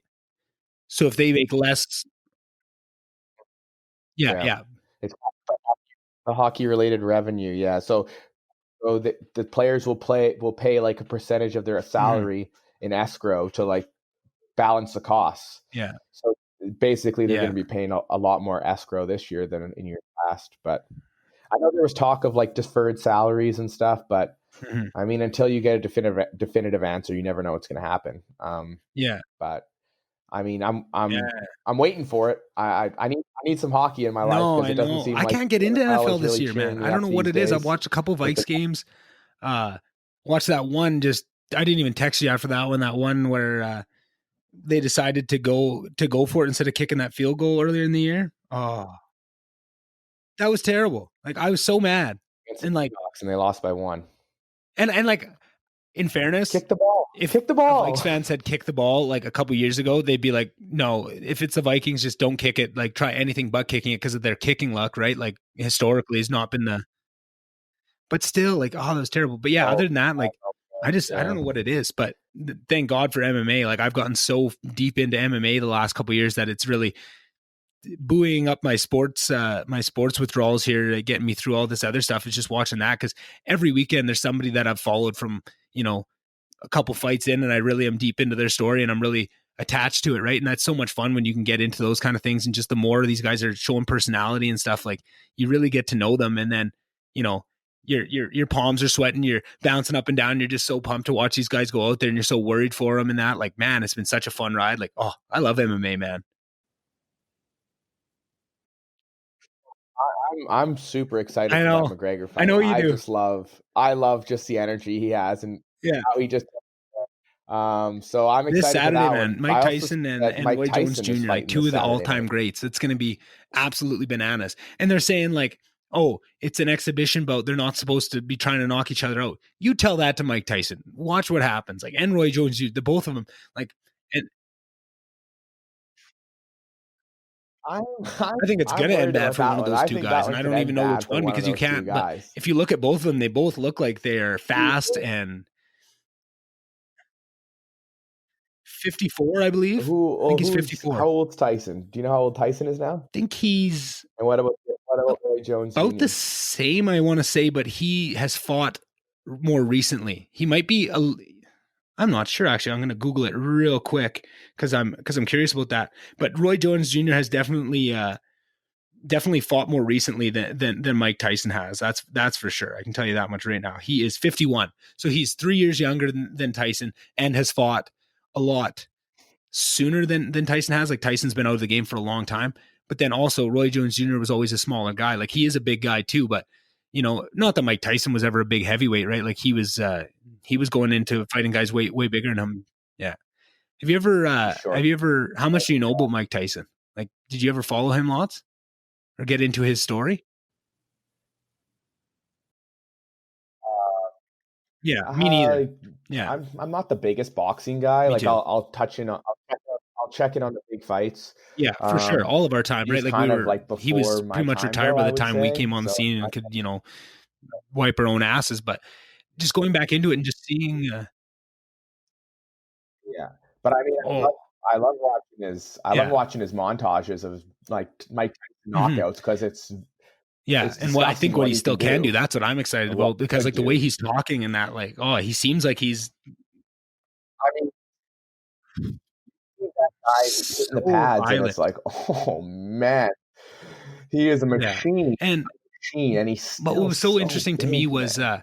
It's like just seeing all these Mike Tyson highlights and stuff growing up and just how scary of a dude he was. And then he came on Joe Rogan's podcast years ago, and he's just so intellectual and so smart and just clearly a very bright guy, and he had done a lot of homework. And then you hear his story where like he was just this bad kid in New York and was beating everybody up, and he was like 12 years old and just this tank of a kid, and nobody believed that he was 12 years old. And Costamodo, who is this legendary boxing coach that just brought all these people forward, but he was quite old at this time, found him and hypnotized him and just gave him all, because he had all these old boxing tapes of like Tank Dempsey and all these like real old boxers. And Mike Tyson just studied all these guys, listened to this Costamodo, that was his like father figure, and he trained him into this little killing machine, right? And would hypnotize him like, there is nothing but the task, like you're a destroyer, like there's nothing but the guy in front of you, you have to break him, and like all this stuff from a young age. From the time he's like 12, he brings his hypnotist in, like, and then he wins. I don't know if he had won the world title yet, but then Costamodo died, and that's when Mike Tyson went off the rails, and just like, because now he had no coaches. Like, he had coaches, but like nobody really could control him because he didn't respect them like that, and that's when he went way off the deep end. But then to see it come around 360, he then found himself, realized all that stuff, and kind of taught himself out of it, and just was this humble, like passionate, loving, caring guy. And he had his own podcast, Hot Boxing with Mike Tyson. If anybody wants a good listen, just throw that up on YouTube and just go to like the top rated guests and find someone. He's amazingly intelligent, and like the way he thinks of all this stuff. But he would always talk like, oh, I don't even train, I don't even go on the treadmill because I don't want to reignite my ego, I don't want to become that guy and stuff. And then you see him come on Joe Rogan again once he started training for this, and he's a completely different person. You can see that killer instinct in his eyes. You can see like the stuff he says, like, oh, it is terrifying. He's like, the gods of war reignited my ego, and I'm back in the game. Where I was like, holy shit, man, that is terrifying. You don't want that. Imagine hearing that from him and having to stand across from that guy. Oh, oh man, yeah. There's some scary dudes in this world, and he is one of them. That's for sure. mm-hmm. Yeah, Mm-hmm. yeah. And that's what's so funny about MMA is there's so many bad dudes, but so many of the baddest dudes are the nicest guys too, which is so funny. Like, you see like Stephen Wonderboy Thompson, who's just like this murder of a striker that like nobody can stand up against. But he's the absolute nicest guy in the world, like down home, like country boy, just like shirt off his back. And like you see that so much in MMA where you don't really see it in other sports where, and definitely in MMA, there's also those guys, the Conor McGregors of the world that have that, psychopath, like like just that next, whatever you want to call it. There's loose screws up there, and they shoot from the hip. That's what they do. They shoot from the hip, and hey, man, it makes them a lot of money. That's for sure. Mm-hmm. And he's going to make a lot of money. He's going to fight Poirier in January. Get a couple rounds in against the southpaw, and then I think he's going to try and fight Pacquiao because that's another southpaw. I think he's preparing for him. Well, what do you think the deal is with Khabib? Do you think he's done, or do you think he's coming back? I really struggled with that because before that last fight, I was saying for sure he's going to come back for one more. I thought it was going to be he would retire like that and then come back out and fight GSP for his 30-0 and the super fight catch weight at like 165 or something.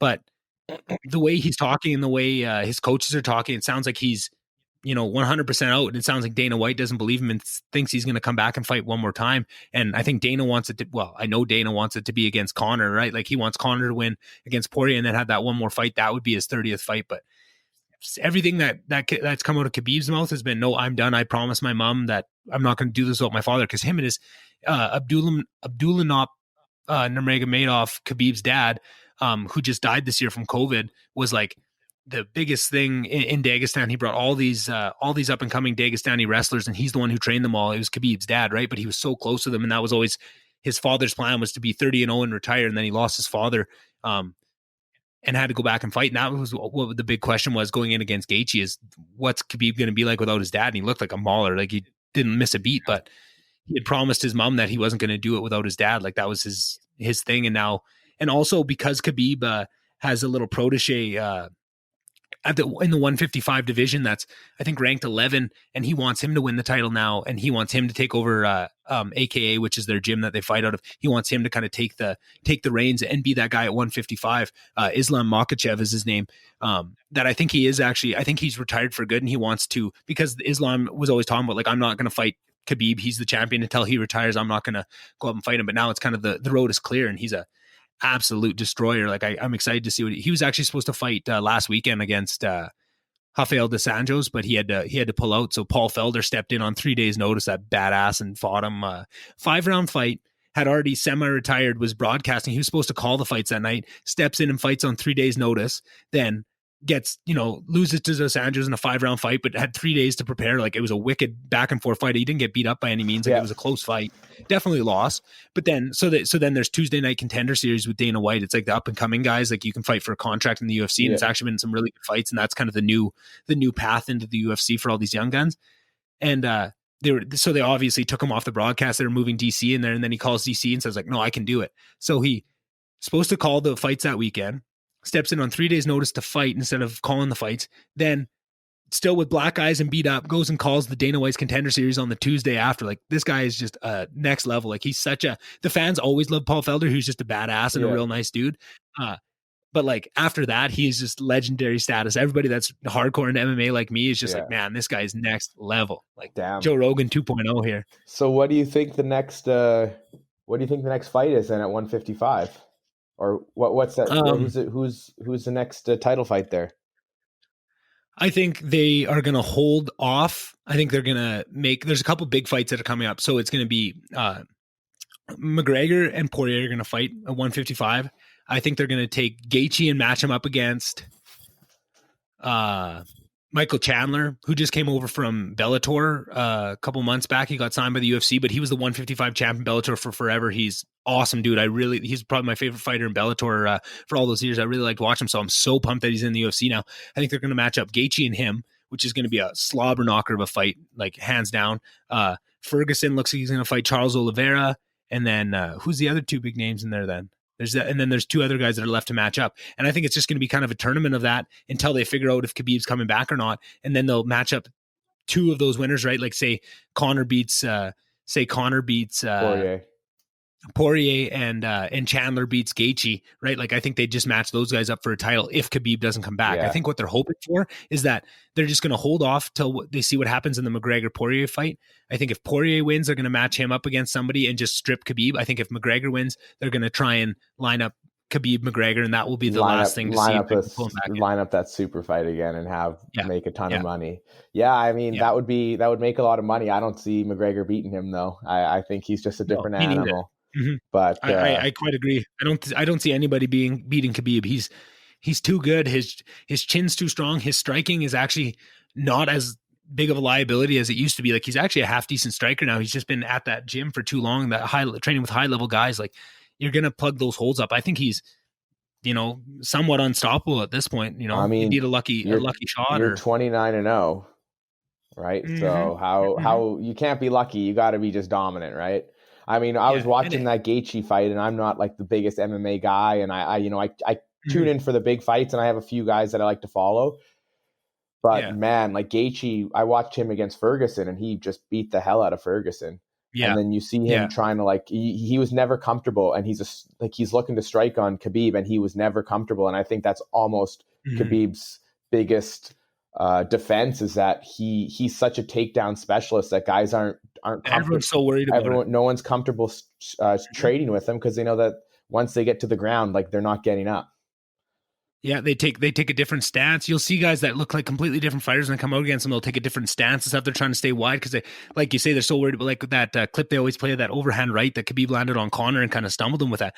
That's because Conor's looking down, waiting for the shot, and then this overhand right comes at him. He doesn't see it, right? Yeah. That's all they talk about in fighting. Is it's not really about how hard you hit and stuff. It's how accurate, and if they don't see it coming, that's the ones that really hurt guys. Is if you're not ready and you don't prepare yourself to take that hit, those are the ones that put guys out. Just like when DC caught Stipe in that little clinch one in the first fight, and he got him with that little checked hook. It wasn't that hard of a shot. He hit him with harder shots in the fight, but he just didn't see it coming, right? Yeah. And that's what puts guys down. And that's what's so good about those smaller guys like Sugar Sean and stuff, that are just so accurate, and they're just pinpoint on the jaw, and they put those shots there that guys don't see coming. Or Israel Adesanya, just so many feints come in, so much confusion. You have no idea what's coming towards you, and just all of a sudden something lands. You didn't see it coming, and you're night Jim Kite. Okay, what was up with Iggy's man titty? I don't know. They never came out. Yeah. So for people that don't know, Izzy was getting in a heated battle with Paulo Costa, and he always just called him a steroid monkey and all this, because Paulo Costa is a huge jack dude. He looks like a balloon animal. Yeah. He doesn't look like real life. So that's what everybody always said. He's a steroid guy and all this. There's never been ever proof. He's never failed the test, right? Like, it's just one of those things that comes out. Mm-hmm. And then Izzy showed up for the fight, and his one tit, I think it was like his left tit, can't remember what it's called. There's a scientific name for it, and it kind of goes into it creates like a little breast. It's almost literally it looks like a breast. He looked like he had a boob.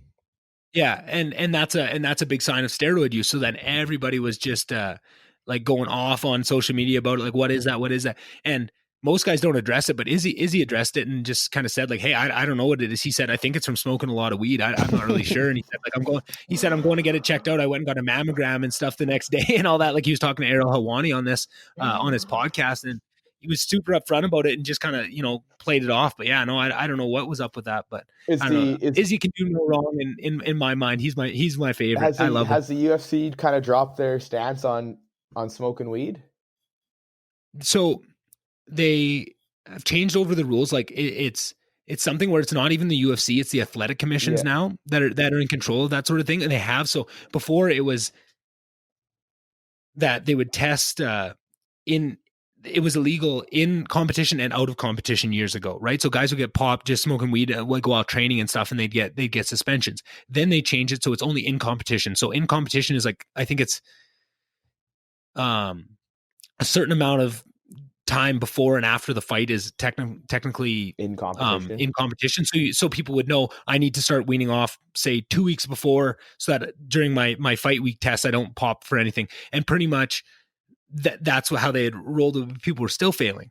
So they changed the rules so that they just changed the amount. So you have to test under a really small range, that they said you pretty much have to be smoking right up until your fight to test for it. But guys are still getting popped even on that, like even on these small amounts. But that's usually on that, guys, because they've made it so low now that they're like, come on, if you can't figure this out, like, we're going 9% of the way. If you can't go 10, then go fuck yourself, pretty much. But they've really cut down the sanctions they're giving too. Like, they usually only give like 3 or 6 months for a marijuana offense now. And it, like I said, has to be in competition and stuff. So they've gotten a lot more lax with it.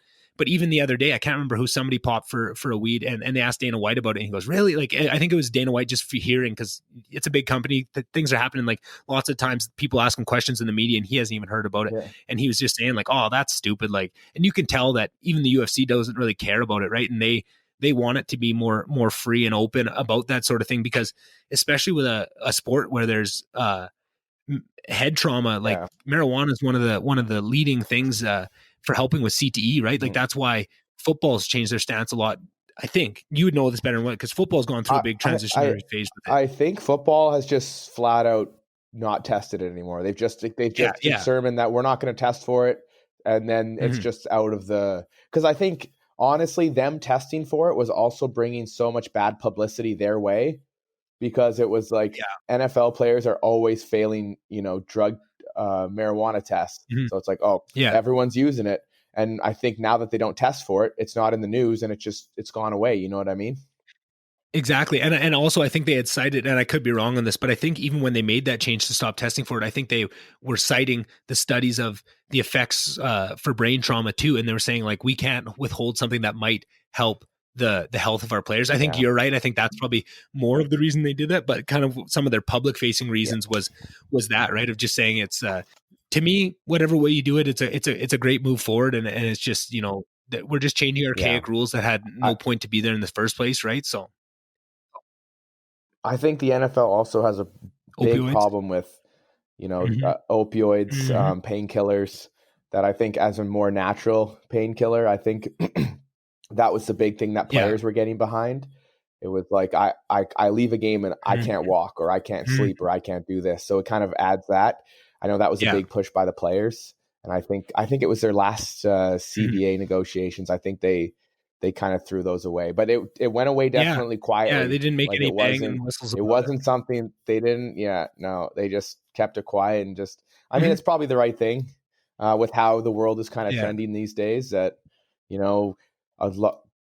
a decent amount of states down here are legal or have legalized it. I know Canada has legalized it. There's countries around the world are starting to legalize. We look at like Oregon and stuff. They decriminalized all drugs in the last election. Like shit like that is wild to me. I mean, long time coming. Like it's the war on drugs has been so stupid for so long and propped up so much illegal activity and so much heartbreak and has perpetuated these private prison systems and these systemic holding down of downtrodden people to begin with. It's just so backwards. And as soon as you start doing a little bit of research into it and having a little bit of compassion for it, it's just this rabbit hole of just human indecency and just not treating your fellow man with how they should be. So I love seeing that those steps forward in the States, right, on some of those things. Like, and just lately I've been reading tons about death and about terror management theory and these psychological theories about how people handle death and what a big impact that has.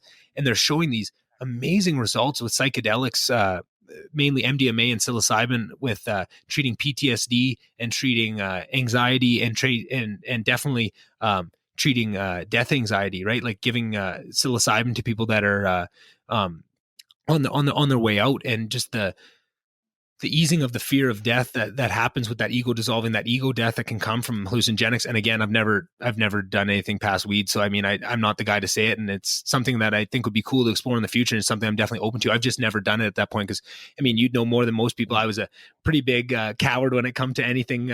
Liquor was as far as I went, and I'd never explored anything past that. Even into university, I was pretty shaky on some of that stuff, and I think I got a little bit ahead of myself in that and opened up my horizons a little bit, but still they're pretty closed down to some. But it's just so unfortunate that they can show such scientific rigor the massive effects that these types of drugs can have, but because of how they're classified and the demonization of them, people are suffering needlessly, and we're not doing the right research to find what these things can do. And then, that opens up with states. It starts with the state. Okay, all drugs are decriminalized in Oregon. Now they can start studying these things. And like you said, the opioid epidemic in the NFL is bad, but it's bad everywhere. It's bad around the world. That is a worldwide epidemic. You want to talk, something that's bad. Like anything we can do to fight back against it, even if it's not even if it's not a silver bullet, anything that can take a dent out of that. Like, Well, man, it's crazy how much prescription commercials we have, prescription drug commercials we have down here in the States. Where Canada, we don't have that, right? We don't Unless have you're it. watching American channels. You can have you can do over the counter. Am I correct? Like, can you, are there even like Tylenol commercials in Canada? There's we like have Tylenol those, right? What do you call it when you get the sniffles outside with the pollen? Allergies. There's like allergy medicines and stuff. And Robaxacet, like back stuff, and Great. but no, see a chiropractor. There you go. Hey, I'm gonna need a full snap, crackle, and pop when you get back up into the Great White North here. I'm gonna have to be a return client. I'll get you famous on the old pod, and you just make sure I'm swinging my golf club straight. I don't know if you can fix that. I'll blow you up. Don't what worry. were we saying before? I got lost in the sauce there. Oh yeah, like it's just we see like every commercial I'm seeing, heart medication, kidney, liver function, stuff like that, and it's just totally weird because you have at the end of the commercial you've got please be advised that this is linked to congestive heart failure, high blood pressure, you've got 30 conditions there that you're laying out, and so it's just stuff like that it's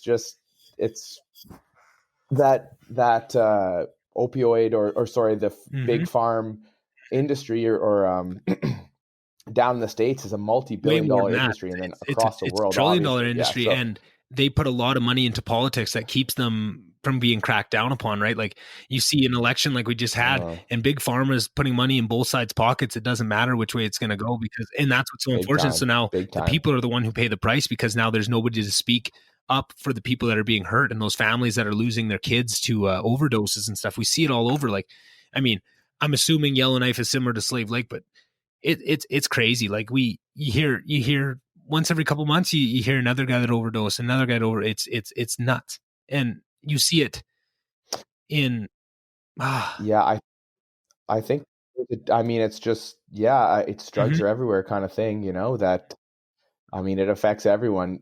And even you think, people, but I guarantee there's those kind of maybe, closeted addicts or people that don't realize that what they're taking is excessive, and what they're taking is actually, it's breaking your body down. Like people don't understand that, even something simple like Tylenol, you're not supposed to be taking Tylenol for an extended period of time, but everyone has kind of got that normalized. Well, it's like, oh, I got a headache or my tummy doesn't feel good, so I should take some Tums or something. And those are things that are supposed to be taken on a short-term basis. When you start to extend that out, then you start to have consequences on your body. For sure. And some of those ones that you don't even think about, like when I look back on the amount of Advil and stuff I was popping in Lister to play dodgeball because my arm was shredded to like, I was just, and on top of that, like think of all the liquor we were drinking, like the liver damage that we all did to ourselves, that kind of life we were living was just so piss poor. And you don't even think about it when you start to become dependent on something like Advil. It's bringing inflammation into your body. It's not even helping. Like it's supposed to help with inflammation, but now your natural anti-inflammatory processes in your body that come naturally all get depressed because they're just leaning on this Advil that you're taking all the time. And now even when you're not doing it, you're adding those symptoms up. Like I'm very, very cautious with my Advil use now. Like even when I have a headache, like I usually try and tough it out if I can, or just not take it, only take it when I have to, just because I know now what I didn't know then, and just the damage I've already done. Like, oh yeah.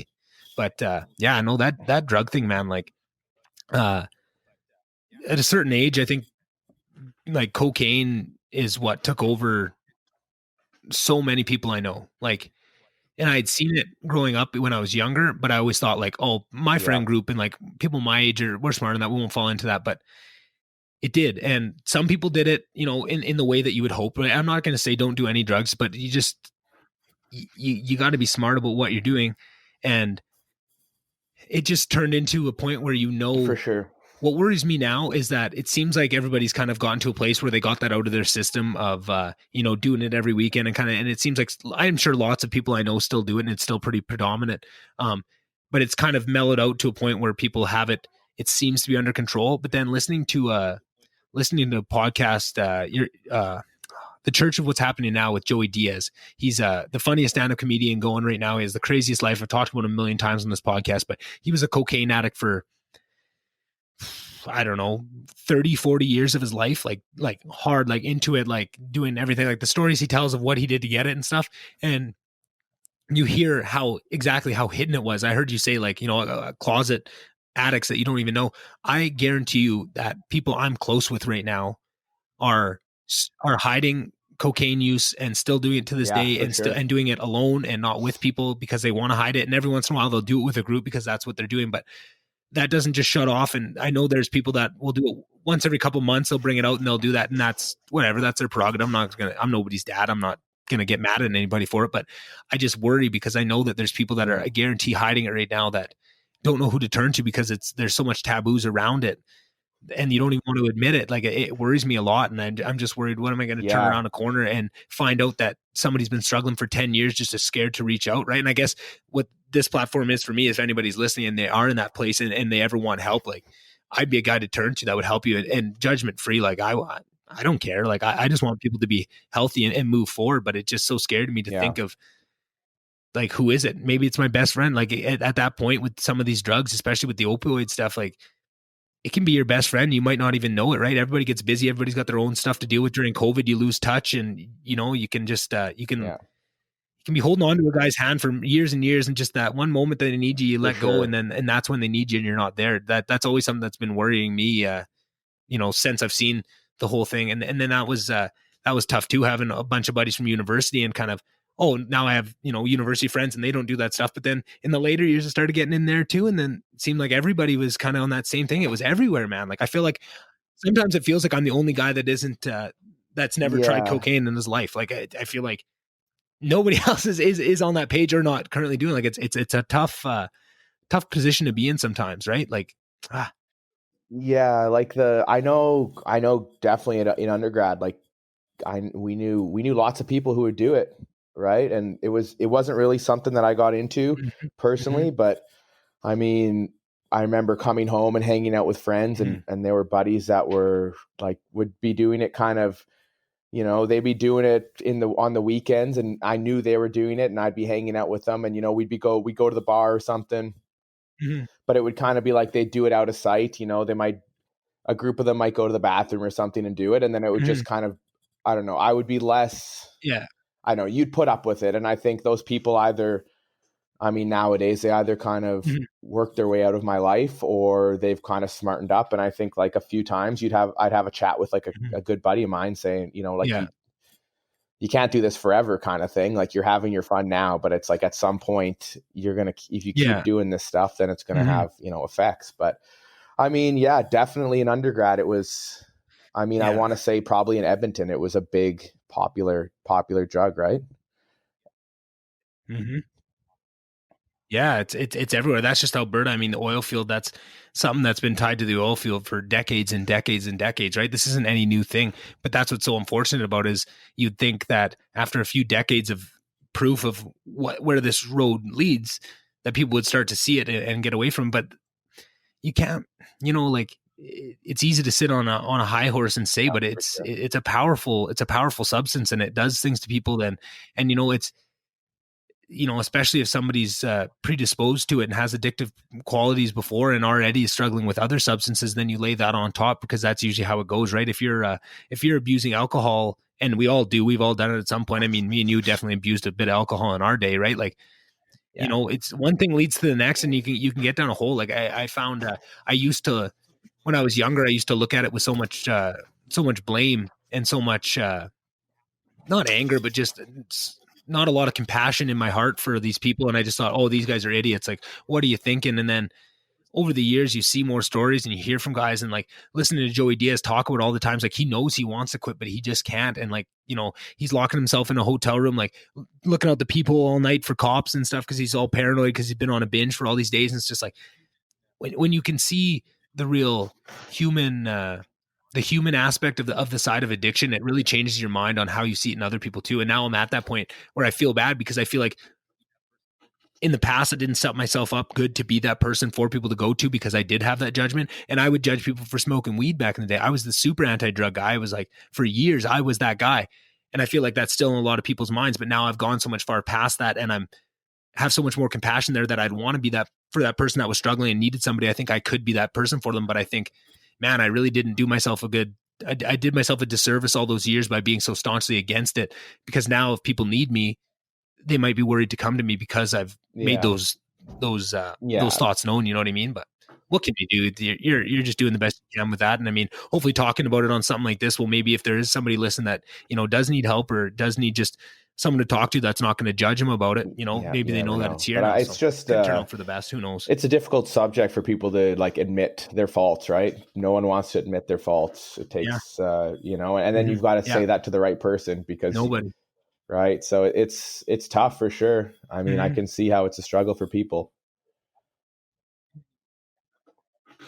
Yeah. And then you think of it, how much gumption and how much build up that would take to be honest with someone and bring that to someone, and to have that person react the wrong way and have it be the wrong person. That can shut you down for years if you're even trying to ask for help again, right? If it doesn't happen, if you don't open up to that right person. So that's another thing for people to keep in mind, is you have to realize the undertaking that when somebody approaches you with an issue like that, the undertaking that took for them just to take that step, and you have to be cautious of that and make sure you react in the right way and don't cause more harm than good, right? Because your natural instinct could be like to, give him a yelling at and say, what the fuck are you doing? And try and shake his head. But maybe that's not what that guy needs that time. Maybe they need a hug and, it's going to be okay. I'm going to help you through this, right? Like it's tough, man. Fuck. I wish I could do more, but it's just one of those things where there's not much you can do. One thing that I was actually thinking about asking you about was, hearing you talk about how there's no football in Yellowknife. It was something you always wanted to do. It really rang true with me, because that was something we didn't have football in Slave Lake either. And it was always something that I really enjoyed, like playing, flag football and tackle football just with the friends. And like, it always seemed like that would have been my sport if I was, allowed to play it. Like I loved hockey and that was fun too, but that was kind of the only option. But I think I would have really excelled at football. And do you remember, he was a couple years younger now, so you might not remember, but Taylor Home from Lister at all? I think he was in Mac. Anyway, he's a teacher now and he's living in Slave, and he's trying to get a football team started up for our high school. And I think, fuck, like, what an awesome idea. Like, if you think of one thing that's going to help keep people on the straight and narrow and from falling into some of those bad paths, and teach them, for sure, ethic and working hard for something and taking the right path. Football is perfect for that, right? Like, just what a glove in hand fit for a football program in a town and a community like that. That's clearly, it has hockey, but that can only go so far. And hockey's got a lot of extracurriculars tied to it, where it's almost hurts more than it helps. I mean, it teaches you a lot of skills and it teaches you a lot of things, but it also has a lot of things that come with it, right? Like chewing and stuff. Like, that's how I got into chew. I just admitted on the last podcast I talked about it for all those years that I was heavy into the chew and not letting my family in on it. I just talked about it on a podcast with Brendan that dropped today, so I haven't even got that call. I'm sure my parents are going to be calling me at one point. I mean, shit for that, but like, I feel like it's that comes. Yeah, that can come with anything though, right? Because guess who's playing football? All the hockey boys, right? Like, yeah. So it's tough to say, like, would that, would that not come hand in hand? But yeah, no, I agree. I mean, I've played sport my whole life. I value the things it brings you and principle and character it builds. So honestly, football is one of the toughest sports out there. It definitely tests you, and it's not just it's not a read and react sport so much. It's more of there's a game plan. You have to know kind of what you're trying to accomplish on that play. Mm-hmm. So there's more of that team aspect of, you got to do your job. Your job helps the other guy kind of thing. You know what I mean? Mm-hmm. Where it all works together. If one guy misses an assignment, the whole play goes to shit, and you guys are right. You've just got a natural feel, and you just play the game and you react to what happens. Whereas everyone's football, their job is so much more defined that it's definitely a mentally challenging sport. Mm-hmm. And that's exactly where I think I would have excelled, right? I was always a big dude, and I was always quite violent in the sports I did play, like hockey. I wasn't never very skilled, but I could hit, and that was the one thing. And I had way more fun if I laid out 3 guys in a game, didn't score, didn't get I was fine. That was always what I got off on. I loved that part of it, but I could have had that with football every time. But then also the mental aspect of learning the plays and being able to outsmart people and stuff like that would have been way more my style than actually relying on my physical talent gifts. I mean, not everyone can be an Adonis like UFO, some mortals like us have to rely on other things. So I always thought football might have been my my little niche that I would have fit in just perfectly. You would have went all the way. Who knows? You'll never know at this point. It's not like I can go back. You'd be the I think answer. So. I think I'd be playing for the Vikes right now. You'd be the answer for the Vikes. What a guy with my build, what position would I play? What would I be? Like 6 foot, 200 pounds. Probably if I actually worked out and had muscle, like 220. What would I be? Great fullback. Oh baby. The odd, you get the odd. I can see that. I can see that. One fast every 2 games. You get the odd. You get the odd pass. Yeah. You play a 10-year career and you when they need one touchdown in. But boy, can you block? That was my hockey career. And boy, can I get the boys fired up in the locker room. That was always me. I was never really putting it all out there on the ice. Never was the game breaker. But man, did I on the bench? That was me. Yeah, you got to. I mean, I guess you got to see it in dodgeball. That was me too. That was always I knew my niche and I knew it well. I couldn't always contribute where it really counted, but I'd always make my my presence known. Get the squad going and keep us buzzing for that. Get that energy up and. We usually did all right. We usually did all right when you were. I love that shit. Yeah, that was always so much fun. Like I feel like leadership stuff like that and getting people fired up and motivating and like coaching is something that I'm definitely going to do for forever. Right? Like I think that's something. Like even if it's coaching kids hockey or something, like I'm definitely going to be in there at another point in my life, like coaching some stuff because that is just so much fun to me. I just love getting people fired up. And I feel like just finding those right things to say in the right moment to really feed that fire and get everyone on the same page. That is just next level stuff to me. Even when I didn't, I would have loved to be out there on the court with you guys sometimes, but hey, it's just as fun coaching you guys to the win. That was, hey, that is true. That is true, man. Those weeks of All-Stars. So that's what we're talking about dodgeball again. If anybody's wondering, I mean, probably could put 2 and 2 together. Talk about it enough on this podcast, but I've talked in the past about All-Stars and just the week of debauchery. So it used to be that it would be you'd have practice week, then the pub crawl. Was that our first year? No, the pub crawl was on Friday, and then it goes into. Remember, Friday was an off day. And then we do Saturday, right? Sunday. Okay, so yeah. So, so we would do this. Every tower would go into a 4-hour meeting with the LDL exec and the captain from each team, and you would do a round table with Robert's Rule of Order. So you had to put your hand up and get put on the sheet. It was all very professional, and you would hash it out over 4 hours and pick these teams. So there'd be a big announcement thing where, as an exec, this was the coolest part of being an exec. You got to go around to every floor, and it's hard to have people realize what it meant to people to make All-Stars and how much dodgeball meant to people, but people would wait up. So they'd know that the letters are coming out late that night. So people would be waiting up on floors till 2 a.m. to see us come by, and we'd just go in. We'd never talk to anybody. We'd just slide the letter under the people's door that would get it. So some people would wait in their room, like waiting to see if the letter would slide under. Some people would wait in the lounge. Like a lot of times people knew, like, you would know kind of the people that were on the short list because there was always forums going too. Like there was always forums about who's going to make All-Stars. Like people would talk about it and all this stuff. But anyways, so then once all the teams were picked and it was announced, there'd be a week of practice, which was always a ton of fun, some team bonding during that. Then you roll into the game week, and Monday night is a skills competition where, you do hardest throw, most accurate, fastest to the line, things like that, of just kind of little skills. It was always a fun thing. And then hard party night Big after, time. right? That whole week. And everybody on All-Stars, that whole week, you go out every night and you go hard. And everybody that's on All-Stars, wears their jerseys out, and then people that just want to support where they're if they're painted up from the games, they go out in that. But it's always just a wild night. So Monday night is skills comp. You go out and you party. Then Tuesday night is the first game, party. Wednesday night, party. Thursday game, party. Right, you're playing, and then Friday night you have a day off, and there was a pub crawl, and all the All-Stars wore their jerseys out. So all of Lister goes out, but just these certain people are wearing jerseys, and you're pretty much like royalty the whole night. It sounds so douchey to talk about it after the fact, but it was one of the coolest experiences that I've ever been to, in terms of like being out at night and feeling like you have a bit of celebrity. And it was just, it was just cool. So much fun. Kind of your tower would come together, and you'd meet so many people from, the towers were huge. Let's be honest, that there were so many people you didn't know, and you'd kind of come together, and you'd have a week of just guys or guys or girls who aren't typically, going to Dukes or having, times like that. And that like, I think of like a Leslie Chi, like Leslie Chi. Oh, Leslie Chi. Chi. I don't think I ever saw that guy out, but All-Star Week, he was out every night in his leather jacket, and he was. Oh, that leather jacket, baby. He was so much fun. I love just that stuff kid. like that. And it was, I mean, that was just living in Lister. That was the best week of the year for sure.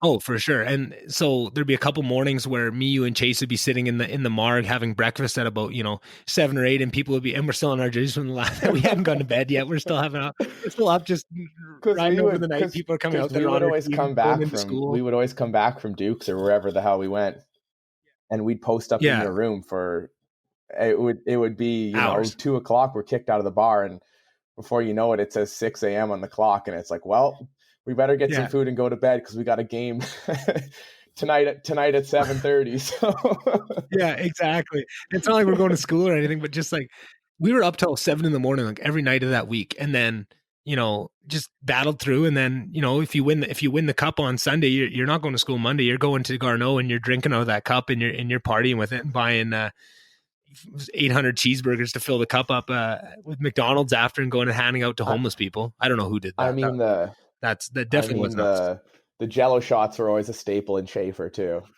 Oh, the Jello shots, yes. Yeah, we'd always have them in the fridge of the lounge, ready to go. As soon as we won, we'd come back. I would say we wouldn't have got them if we lost. We wouldn't have drank them, but we never lost, so didn't ever have to deal with that problem. Yeah, I mean, oh man, we hit a one. That was some good times.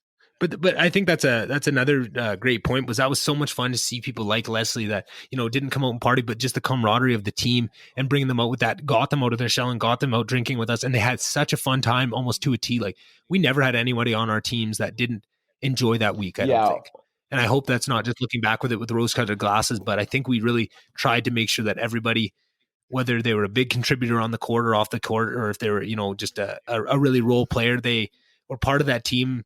And we had fun together. And I think that was always something that was very clear to me early on, was the teams that have the most fun together play the best together, right? And you see that in the NHL. You see those LA Kings teams that went to the Cup a couple years in a row there. It was because they were out partying with each other. Like they loved each other so much. You see like teams like Vegas where they come together and they love each other and have so much fun with each other that when they go on the court, it's just the next level connection, where you see teams that maybe don't have that.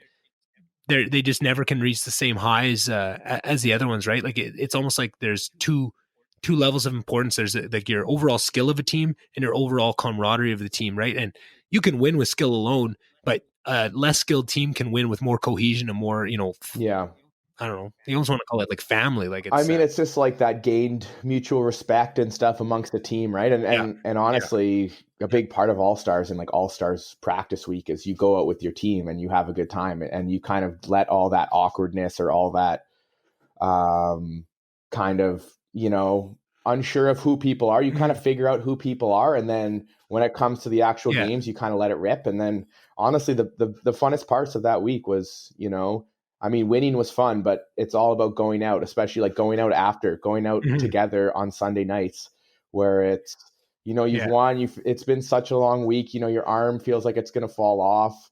Your body's just broken down because you've been a booze bag for 14 days. And then it all comes together, and it's like a sense of relief, but also joy that like you went through it and you've met all these people, and you've got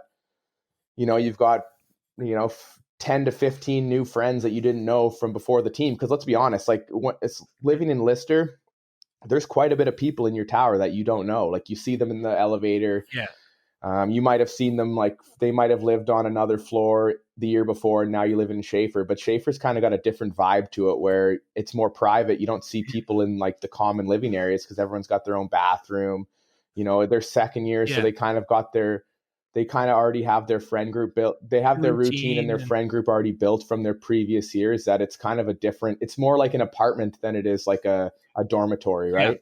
So, and then you kind of build that vibe and meet up and have a good time. Go to Dukes and do teamer challenges. Oh, teamer challenges. How have I not talked about teamer challenge on here? How much beer is in a 4 teamer? liters. 3 liters? 4 liters in a teamer. Oh, and that was always the fun parts of, you're going out to do, okay, who am I splitting a teamer with tonight? You get on with someone, you split it half and half and crush them, or you do a teamer challenge. You see how quick you can drink 4 liters of beer by yourself. Oh man. I mean, I did some of those. It's just, yeah, the things that you'd see at Duke's Steiner would be disturbing. I mean, the beers were always, it was always a wild card to see how the beer would taste, because every keg tasted different. Sometimes the beer would be so gross you'd have to go to next door to 7-Eleven and grab you'd have to get like a Rockstar or a Monster or something, and you dump it in, and it would actually be so good. And it'd be firing you up all night. You're drinking half beer, half I don't like energy drinks at all, but you dump one of those in a Duke's teamer and you're buzzing. Mm-hmm. Well, that was, who started all that? Well, I'm sure he didn't start this, but where that really caught on was Bill Pickering. That one year was a Rockstar rep. So he had just flats at Rockstar. I think I remember that. So our first year, there was a party at the 3K house. Did you ever go there? And they had the kegs in the basement all plumbed in through the walls. So it come up through the walls and then comes down through in 3-inch PVC down, and then like a T PVC out, and then flared up at the end with open caps so that the foam could fall off. And then 3 downspouts with quarter turns on them. So you could fill up a beer or just pull right off it. So the whole house is rigged with beer. And then because the foam's coming off, it's all over the floors, but they have I think they had plastic down on the floors and like sheets up on the wall. So they had a real DJ. So they have this party rocking like inside, outside, like people are calling the cops on it. But it was all sponsored by Rockstar. So because Bill was there, so he has all these Rockstar like things on the fence outside, like just flats of Monster or Rockstar everywhere. And everyone's just mixing it with their beers, having what did we used to call them? Like we had a name for it, like Rockstar beer. I don't know. I can't really remember. I'm sure we had some stupid name for them, but fuel. I'm sure we had stupid names for everything. I'm sure we had a name for our drinks, but oh man, that was so much fun. Like parties like that, which were completely not my scene. I hated I'm super claustrophobic. Some of those parties we went to just makes me feel like a nightmare going back to it and like thinking back to those times of being wedged in there. It's so hot, like so many people. But like you look back in it now and it's, man, what I wouldn't give for some of that, like to go back to those days of having those kind of parties in that kind of conditions. Well, it was back, man. Back in undergrad, I had no worries, like zero worries whatsoever. Like life, like the concept of life hadn't sunk in that. Like eventually, I'm gonna have to do something. I can't just keep living this dream. But I mean, we did it. Yeah. We did it for 5 years. Mm-hmm, mm-hmm. And we enjoyed it, and we did it so right. That's what I look back with so much fondness, because we did it right. For now, looking back, we definitely didn't realize it at the time of the consequences that were coming down the road and the growing up we would have to do. But without having that knowledge and acting acting as if we did know that, we sure did a good job of it, of savoring the moment and really enjoying it and doing it right. And I think in third year, when we had that much fun with All Stars and stuff, and just making that decision to go back for another year too, which was kind of something that me, you, Chase, and Matt probably did all together, right? Like, of just, we're all going to do this. Maybe there's more than that. I'm trying to think back of who our little crew is that we all decided to come back another year was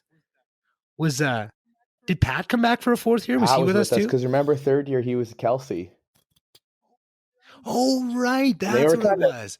And before the tournament, he missed out on such a fun team. That Kelsey team. They thought they were going to big dick us. They thought they were going to run away with it, and we stomped them. Yeah, that was very, very fulfilling. That and it wasn't just them. Everybody thought, they were saying like, oh yeah, Kelsey's got it this year, and we're all like, man, you should have seen our practice week, because it was murder. Like, there's nobody standing in front of this buzzsaw. We were walking through teams. I've never been that confident. Like, I was supremely confident. Not for 1 second did I think we had any chance of losing that year. The next year, I think Chase still had that confidence. I think me and you were a bit more realistic about it, and like, oh man, no, we're gonna have to buckle down and play a little. Like, we didn't have Sean, and we didn't have a couple other key pieces that we had the year before, but we also had some other really, really talented people coming up. But it definitely wasn't such a foregone conclusion the following year, right? Whereas it was funny to think that it seemed like the general consensus was switched. It was the third year, everyone thought Kelsey was going to win, and that we were, not much to worry about. And then the next year they were saying like, oh, it's the same team, they're coming back. And I was thinking like, it's not the exact same team. There's definitely like, we didn't have Key Fung. It's going to be more of a, definitely going to be more of a, well, the second year we were kind of more of a, we were kind of bigger and less dodgy. And that first year, it seemed like we had so many like ninjas in the middle of the court that, like they could dodge forever, where, the big dumb idiots could kind of hide in the corner and not have to dodge too many balls throughout the day. And, we kind of kept our bigger arms alive. Whereas the second year, it seemed like the middle would break down a little bit more, and, we would just have to grind. We'd have to grind it out a little bit. Yeah. And also, I think another big piece that I think we'd be remiss if we didn't say, the lineup of shaggers we had in that first year was not fair. Yeah, we would end games with more girls than guys left. Mm-hmm. Yeah, like they were unhittable. They would shag everything. Like those girls just put on such a clinic, and Kifeng, and oh man, like it was so fun to watch. And just it was funny in practice week when, you guys were getting a little bit discouraged, like the girls were getting discouraged because they'd never been hit that much, and the guys were getting discouraged because they've never missed shaggers that much. And at the end, it was just like, no, this is a great problem to have. Like, sure, we're struggling to hit these girls, and girls, you're getting hit a little bit more, but you have the best arms in Lister, like by far, and you have the best shaggers by far. Like, just wait till we get into the real week, and you'll see, like, it's going to be like going from running with ankle weights to running with nothing. And that's exactly what it was. Right. And it was so funny to see everyone, because there was a little bit of worry about that, I think, right off the start, of just like, it seemed in that practice week that we're really up against it just because of the talent level that was there. But to watch it, it was like, no, I think this is going to be pretty good. I think we were set up pretty strong to make it out. And then obviously you just had the best mind behind you guys just cooking up the strategy. There's no way you could lose with that. We had Scotty Bowman on the bench. We had Scotty Bowman. Scotty B. Oh man, fuck, that was so much fun. And it's just you look back and you think about how much fun we had, and we did it right without knowing. But just, I don't even know what else I would have done differently if I could go back and do it again. Like, I'd probably do it all the exact same way, but just enjoy it even more than I don't know how I would enjoy it any more than I did, because I enjoyed it so much. But like, it's amazing that you think you can enjoy something so much without that foresight to appreciate what you were going through at that time. Because like you said, I had no idea what the real world was coming. I thought I had it all figured out. I thought I was hot shit and, had life by the balls, and I had no idea what was coming and how nice I had it at that time.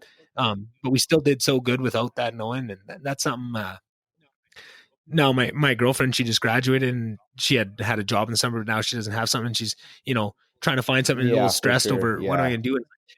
And I'm just saying, like, enjoy that time. Like, just, like, don't stress over it. Things are going to come. Life gets hard. Like, just have fun with it. Enjoy it. Like, she went to school. She never had that because her schooling was so hard. Like, she never had a lot of the downtime and the social aspects. Yeah, the extra, like, she definitely had some of it, but not to the same level, right? And I think that's just one of those things where it's like, okay, like, this only comes around a couple times in life. You got to enjoy it for a little bit. Like, you need to have stress and you need to have that little bit of gumption, or you'll sit on the couch all day and you'll never get anywhere. But you got to have that balance of enjoying it too, of that time off. Because I don't know.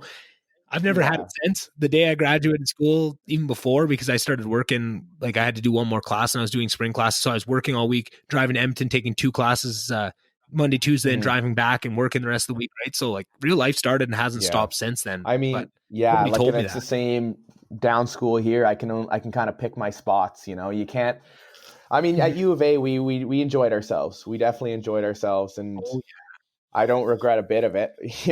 I'm glad I did it all. I think we did it right. We definitely did it right. Mm-hmm. For sure.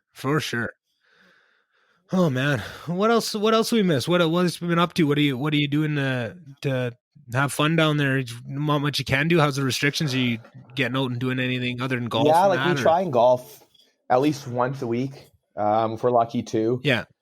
That's the one good thing about, online classes. When I am online, like Mondays and Fridays, I'm pretty much online, where we can decide, like, okay, we'll catch up on that missed lecture another time. Like, we're going out at noon, we're going for a round or whatever. I mean, you keep your kind of like small bubble. I've got a group of probably like 10 of us that we kind of hang out. Weekends are kind of, I spend with them. You can get to the beach and stuff, but I mean, in terms of going to a restaurant or, it's all outdoor seating. So that's kind of, the weather's kind of turning a bit now. So it's like, it's not so much patio season.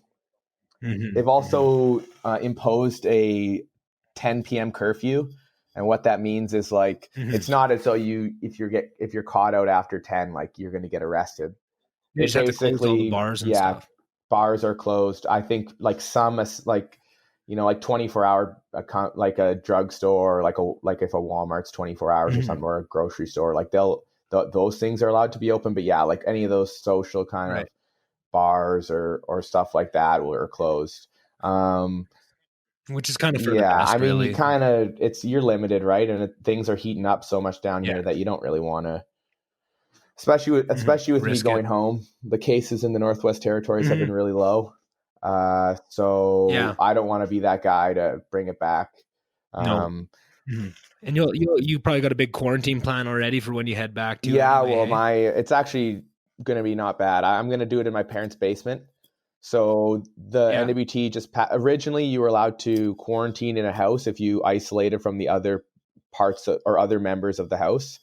So I was just thinking, I'll be downstairs, my parents will be upstairs, it'll be okay. I can kind of get food from them, delivered. I'll go pick it up kind of thing. But now they've said that if you are going to isolate in a home, everyone in that home must isolate with you. So what we have to do now is we have to put a physical barrier up at the bottom of our stairs. So we're literally going to hang like a tarp or something. And so by doing that, I'm allowed to do it in the basement. My parents still have to work, so that wasn't really an option. If that wasn't the case, I was going to have to do it in a hotel room, and I don't think I would have been allowed to leave the hotel room. So it would have been like 14 days of like, that's not much living space to deal with. You can't really walk in or get around. But I have a buddy who's coming home. He goes to the VIU, Vancouver Island University. So he's going home the same day as me, and he's going to do his isolation in the basement with me as well. So at least I'll have kind of a buddy. And nice. You guys will have fun. We'll be okay. And then I'll have 4 weeks of freedom, which will be nice. Traditionally, we only get 3 weeks off. But because of the COVID going up after American Thanksgiving, we're online, which is this Thursday, Friday. So I'll have, 6 weeks off. I'll have 3 weeks of those will still be online classes, but that's a little bit less stressful than like all our labs will be done. So we're doing all our lab finals this week. So it'll be good. Nice. It'll be definitely good to get home. I'm super excited. Yeah, it'd be nice to see the family and stuff. So how long have you been down there? How long have you been away from home now on this latest stint? I want to say mid-August, around the 15th, 16th. So yeah, it'll be almost 5 months. And I'm imagining nobody's come to visit, because I know Lorna was visiting lots before, but now you can't really do that with COVID. No, like she's technically not. I don't know how it is for Canadians going across. I know Americans can't come into Canada, but yeah, like if she comes down here, it's automatic 2-week isolation. So even if she leaves the Northwest Territories, like if you're coming from Alberta, you have to do an isolation as well. So the NWT government is really, clamping down on the borders. And there was there's a big blow up in Nunavut, and they could trace, there was like over 70 cases, and they could trace it all back to one person. So that's kind of my, I don't want to be labeled that guy, right? Because in a small community, like everyone knows who that guy is. Everyone knows who it kind of started from. So I mean, it's 2 weeks it's long, but it's not long. You'll get by, and then once I'm free, I'll have a good time with my buddies, and we'll do our thing. Oh yeah. Hit the monkey tree. Yeah, I don't know how it's all gonna look, because. Oh right, it probably won't even be open. Well, it's been open. It was open in the summer, but a couple of my friends went there last weekend, the weekend before, and I think they kind of went like full bore, and they kind of let it rip. Like not my buddies, but like the bar itself, like let it full rip. And like I know there was like the last time I was in town, it was like you kind of had to stay at your seat. So you weren't really allowed to you could go to the bathroom, but then you weren't allowed to like go stop and chat at someone's table. And I think like dance floors and stuff like weren't allowed. But I think some of my buddies sent me a couple snaps of, it was basically a normal Saturday night at the Monkey Tree. So I'm sure they got some flack for that, and I'm sure they'll probably have to smarten up. But I mean, give or take, if I can go to the Monkey Tree, great. If I can't, I'll spend it with my buddies, and I mean, I'll find trouble. There's always trouble to be found in Yellowknife. How excited is Papa to have his drinking buddy back? Yeah, I mean, watching the Vikings games are a little lonely when they're not winning all the time. So, I mean, yeah, no shit. Yeah, it'll be good. It'll be good to see the family for sure. I think they're kind of in the definitely, I would say, one of the last Christmases they're going to spend in Yellowknife. I think they're eventually going to be moving south. I think retirement's around the corner, and I think they're looking to get to warmer weather. How long have they been? How long have they been up in the knife now? Oh man, my dad is 61. My dad's 61, and I want to say he's been up there for close to 40 years. Maybe he's been there 40 years. No, He wouldn't have been there when he's 21. Let's say around 25, he would have been in Yellowknife. Yeah. So that's 36 years. Wow, that's a lot of time to be there. That's like my parents were in Slave Lake for 26 years, 30, no, way more than that, like 30 some years, both of them. And yeah, they just now bought a place in Edmonton. One of those things where you're there for a long time, and it's not that you don't love the community. It's just, you just need to be a little bit more close to everything and just, society and just whatever the freedoms you want to do once you are retired. Right. So that's one of those things. I think too, like my sister's is having a kid in around February. So, I think they're looking to maybe get a little bit closer to that, because I'm really the last child who's, looking of being in Yellowknife for some period of time. Right. And I'm still, a year to a year and a half away from that. So I think they're kind of looking to get her, kind of be around that. I got lots of family in the Vancouver area, and my sister's living there. So I think that's kind of their next move. They'll probably be in BC, I figure. Yeah. Well, it'd be nice to go visit there. So, do you have multiple sisters or just one? Yeah, for sure. Two sisters. Two sisters, right? One in Calgary and one in Vancouver. Who's the one that I met when we went drinking there, and she was the funnest time? She was like twice as fun as you, and I didn't think that was possible. Heather. Yeah, my sister Heather. She lives in Calgary. Yeah. She's a heavy duty equipment operator up in the mines. Oh yeah. So she's making bank doing that, and she's a riot. She is fun. Riot. Holy fuck! I was like, wow, how have I never partied with you before? You are a ton of fun. Got to bring her out more often. She puts you to shame. Oh yeah. Oh, that's great. She's something else for sure. Yeah. I mean, I just try, and whenever I'm out with her, I just try and keep up because I know that. Yeah. That's funny. I never would have thought those words would come out of your mouth. Usually it's the other way around when you go, people trying to keep up with you. But hey, everyone's got someone to look up to, hey? There's always a bigger fish. There's always a bigger fish. Well, no shit. Well, I think that might be the best way to end it right there. There's always a bigger fish. I mean, we can't usually it's me throwing the poetry out there, but I guess I'll let you take a swing at it this time. Anything else that we didn't cover? Thanks again for coming on, brother. It's always fun to talk to you. It's low stress. I don't got to do much work walking into it. I know I'm gonna have fun and I'm gonna have a lot of laughs. And we'll have to do the next one in person. I can't wait to get you into the studio wherever that ends up being and crack a few beers and have some fun.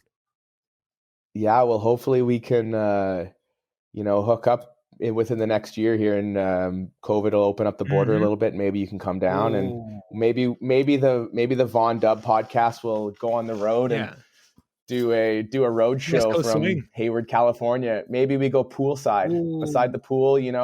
We get ourselves a couple margaritas, and we post up, put the feet up, and we let it rip. Hey, well, I mean, I think we might have to start planning that for even if COVID doesn't fuck off, we'll sneak me down there in a banana box. I don't know. I'll figure it out because that was pretty tempting. I mean, I don't know if I can wait that long, but definitely we'll do that. And another thing, we'll get a good sports and golf trip planned here coming up soon as well. And then we'll have lots of things to look forward to. Awesome. Well, hell yeah, brother. Thanks again. Anything you want to promote? Anything you got plugging? You got any side hustles going on? Driving Uber, selling your paintings? My paintings. Yeah. No, I'm keeping a low profile, man. Just grinding through school and keeping the dream alive. Awesome. Well, I'll keep having you on until you do have something to plug, because I have a ton of fun doing it. So thanks again. All right, buddy. Thanks for having me. Bud. All right. Thank you, guys. That's another episode in the books. Yeah, really fun episode today. Some really big things on the way in the future. Really loving this. I feel kind of bad because I got a little negative in the intro, and I like to be a positive person. But you guys know, everybody has good days and bad days, and some days it's tough, and you got to shake it off and get up there. And I'll always be positive and always keep carrying through. You guys never got to worry about me giving up on you. I'm gonna keep at this for a long time, and if you keep enjoying it, you'll keep on getting to listen to it. But it's always going to be there for you, and I won't. I'm not going to give up on this dream, and even regardless of how tough things can get, it's sometimes when other things get hard, it just goes to show how much positivity this podcast brings me, and just how important it was. I think if everything else in life was going, super smooth, and there was no COVID and work was fine, I don't think I'd really realize just how important this podcast is to me. And I think that's just, sometimes life does it to you, and it shows you, it forces you to prioritize sometimes, and this is my number one priority, and something I really am excited about. So thank you guys all for coming on this journey with me. Sorry I was a little negative at the start. It's going to come some days, maybe I just got to cut these intros down and maybe just do a quick 1 or 2 minute introduction of the person when I'm feeling like this. But I want to be honest with you guys, and that's what I'm learning to do. As much as I'm trying to get comfortable and good at asking questions, the thing I'm most trying to just get under my belt is time, being comfortable, being honest. And I'm been really honest and really vulnerable in lots of these episodes, and there's only a couple more things that are holding me back from just stuff that are, I can't talk about work, and I can't talk about a couple other things, but it's becoming more and more frustrating not being able to, and I feel like I'm not being as honest with you guys as I could be, and that's fine too. I've got to it allows me to be honest in the areas that I can, and work and build up to it. So eventually, I can talk about all the things, because I am very open, and I think if you're going to do something like this and do it right, you have to be willing to turn over every rock and look at every wart and be honest with people, because when you try and show things as always good and always positive, people see right through that shit, and that's not what I want to do. All my favorite podcasts are brutally honest, and I want to bring that forward too. So, some days they're not going to be, you're not going to be as positive, and you're not going to be as upbeat as others. So hopefully jamming a little bit of negativity on the intro and outro with a really positive episode with one of the most positive people I know is maybe a good balance, and goes to show that, there's highs and lows to life, and everybody's probably going through that. And I'm sure everyone can probably relate to that pretty fiercely right now. So if you guys could do me the favor, subscribing to my YouTube page, telling a friend, give me a follow on the Instagram or Twitter page for this really helps. Again, thank you guys so much for coming on this ride with me. Reach out, send me a message on Instagram about something on the podcast that you like. I love talking about this, and I respond to pretty much everyone, and try and make it genuine and mean something to everybody that reaches out. So if you do like something on an episode, reach out and talk to me. I love to talk about this, and I love the feedback. So yeah. I think that's all I want to talk about. Thanks everybody for coming on this ride, and I'll see you next week.